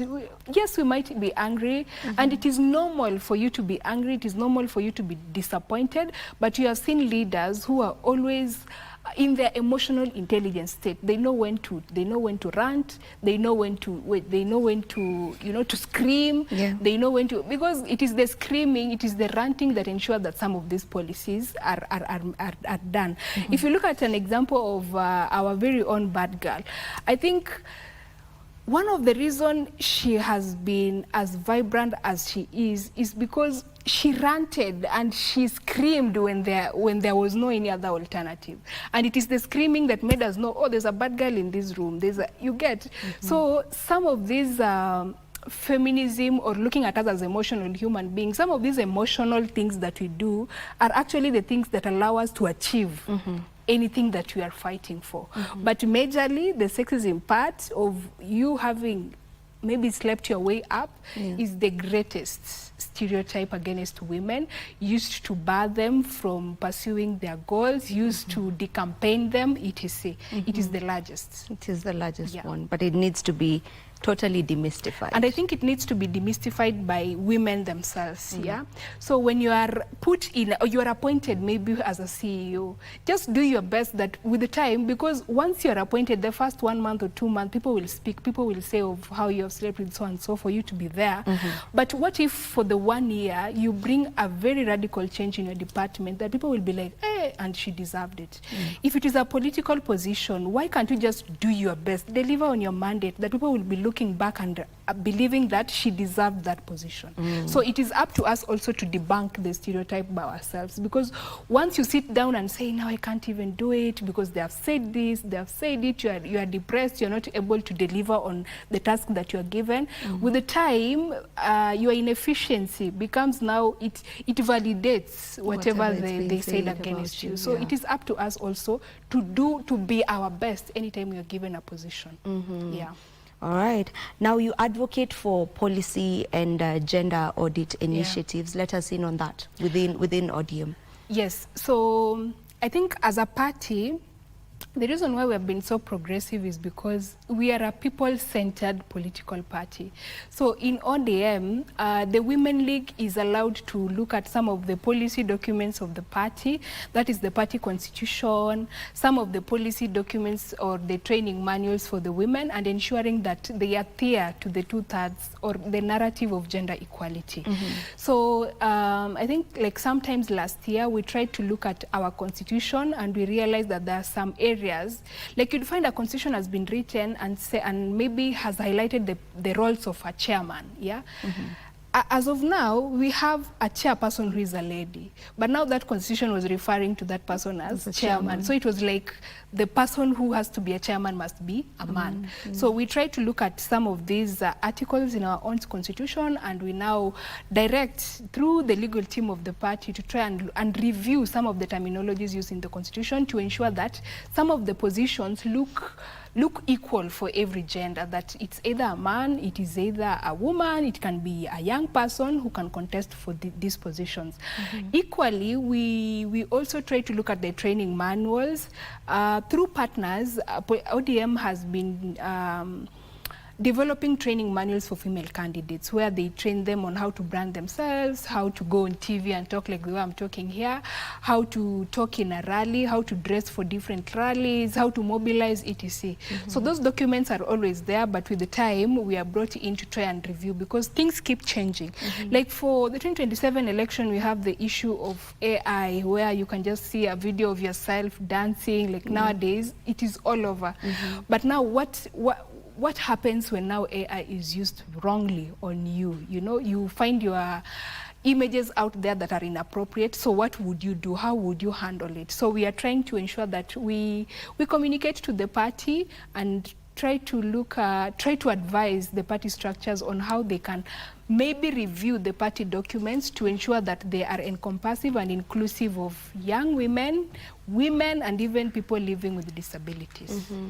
All right. I want us to get into mentorship and the role that mentorship plays in all of this. Would you say that it has played a part in you navigating the political space? Yeah, it has really played a part because I'm seated here as the chairperson of ODM Young Captains. Once I leave this interview, I know there are people who have watched it who are from ODM, who are probably elected or nominated members who call me and tell me you should not have said this, you should have said this, you did well, etc. Such consolation makes me understand that when I go for the next interview, this is how I should dress. When I go for the next interview, this is how I should show up in time, etc.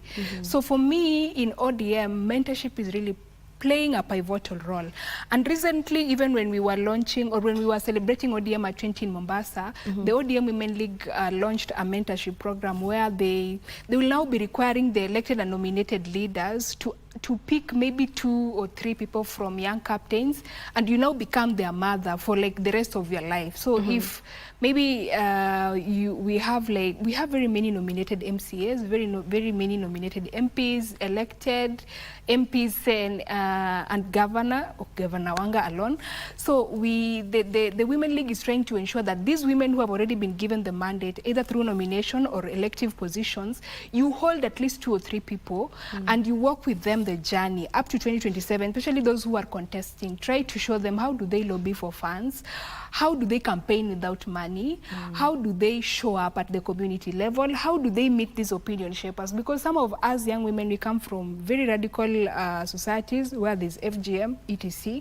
So how do you handle that to ensure these opinion shapers in your community are able to look at you as a woman of substance objectively and maybe give you a platform in their relevant chamas group, border groups, etc.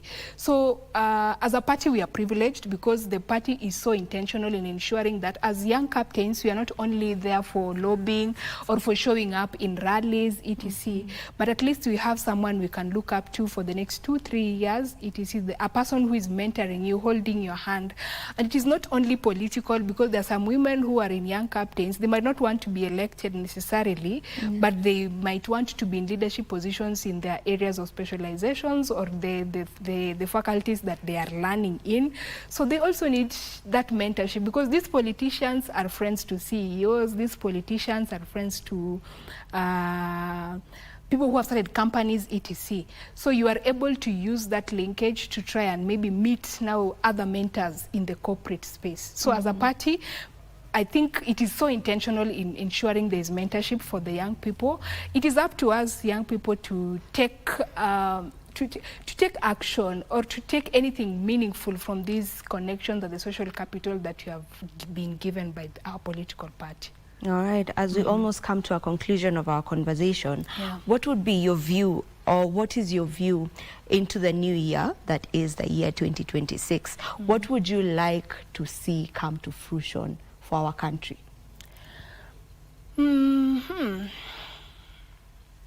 I think from the recent activities in Murang'a, where we saw someone being chased out of a rally, if there's anything I'm praying for is tolerance, because when you go into political violence where you have to use goons to chase people away from rallies, if there are people who are going to be affected greatly are women, because me, I can't hire goons, me, I can't even be a goon myself, you know, I'm very fragile.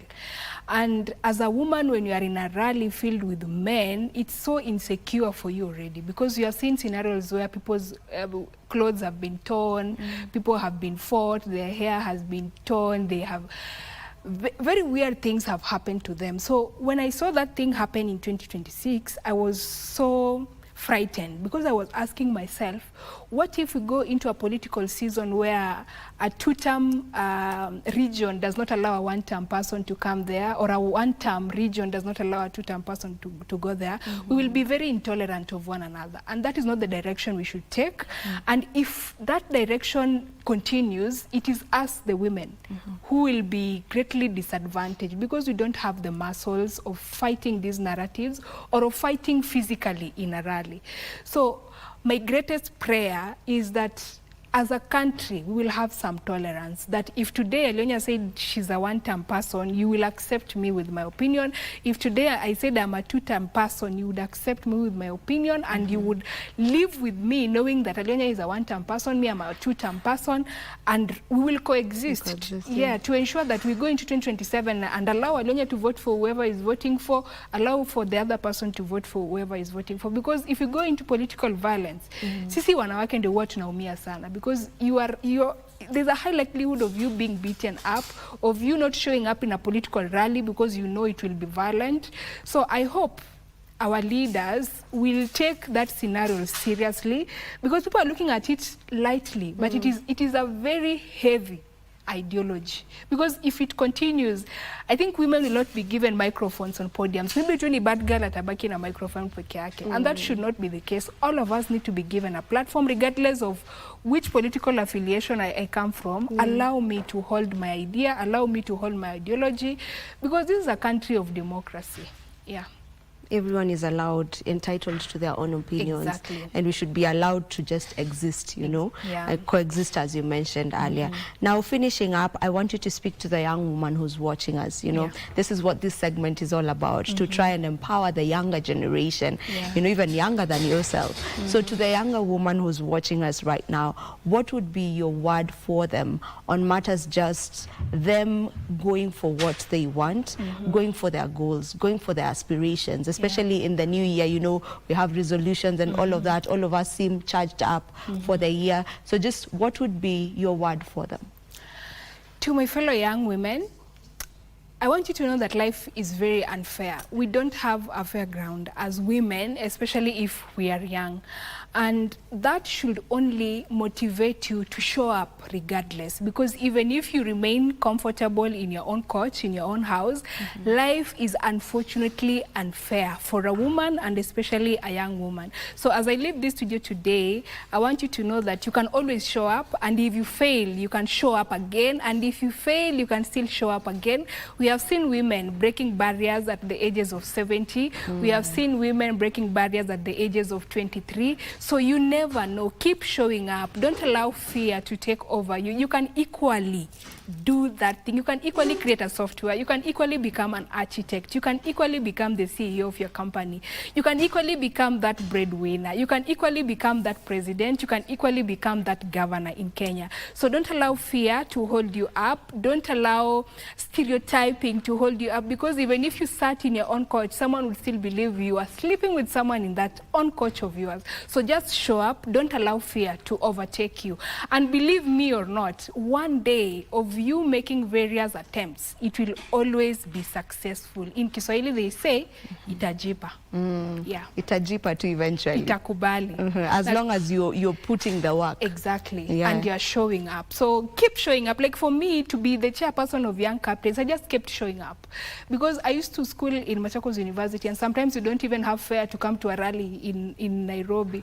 But me, I would just fully and ensure I have showed up, and then in that rally I would tell people, me, I don't even have fare to go back. So people will look at that and have that willingness of supporting me, have that willingness of calling me to other platforms of high regard where you get right mentorships from some of these NGOs and political partners.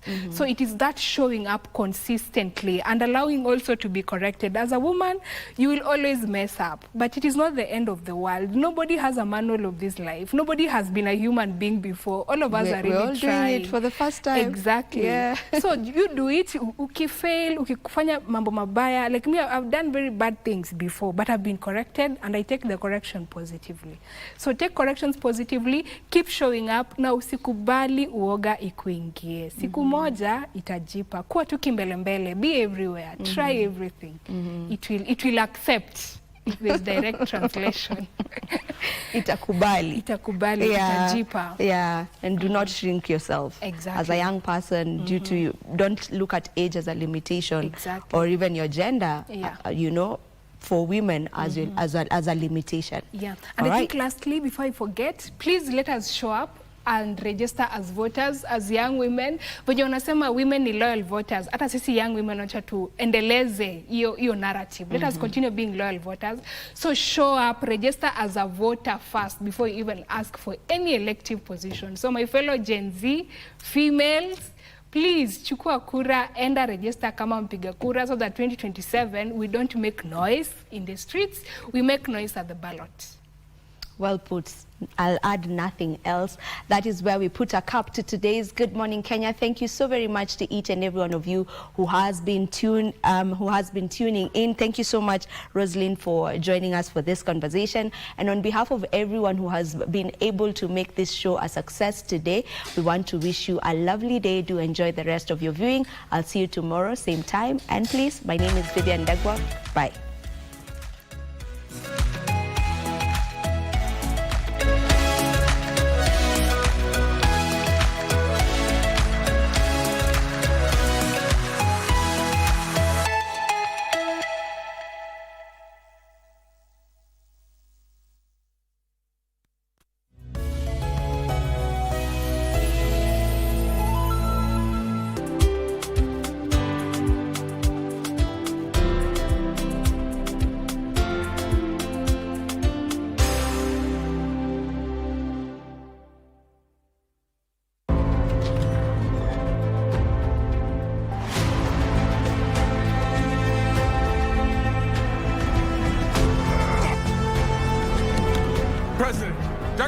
shot.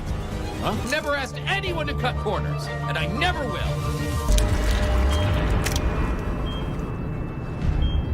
Wipe his face! They're here! Defibrillator, 200. Clear.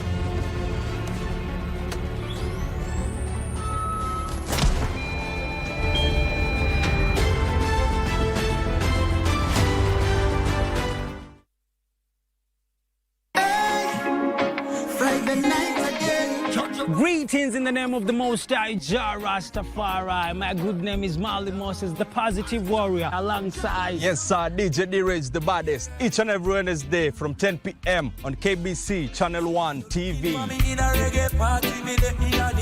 Tunakuletea the biggest reggae party in 254 in a yard extra. Extra niceness of reggae music. Extra dose of entertainment. When the thing is nice, we have to do it twice.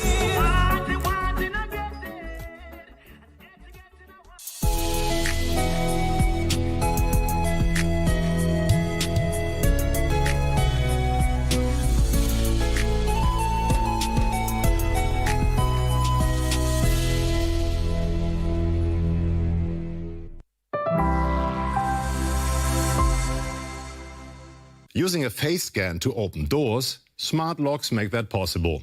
Being allowed to take your next exam only after passing facial recognition, some universities in India are already testing this. In China, facial recognition is used to control payments, access to buildings, even behavior. This technology is no longer futuristic, it's already here. And while it can be helpful in some situations, it can also be dangerous in the wrong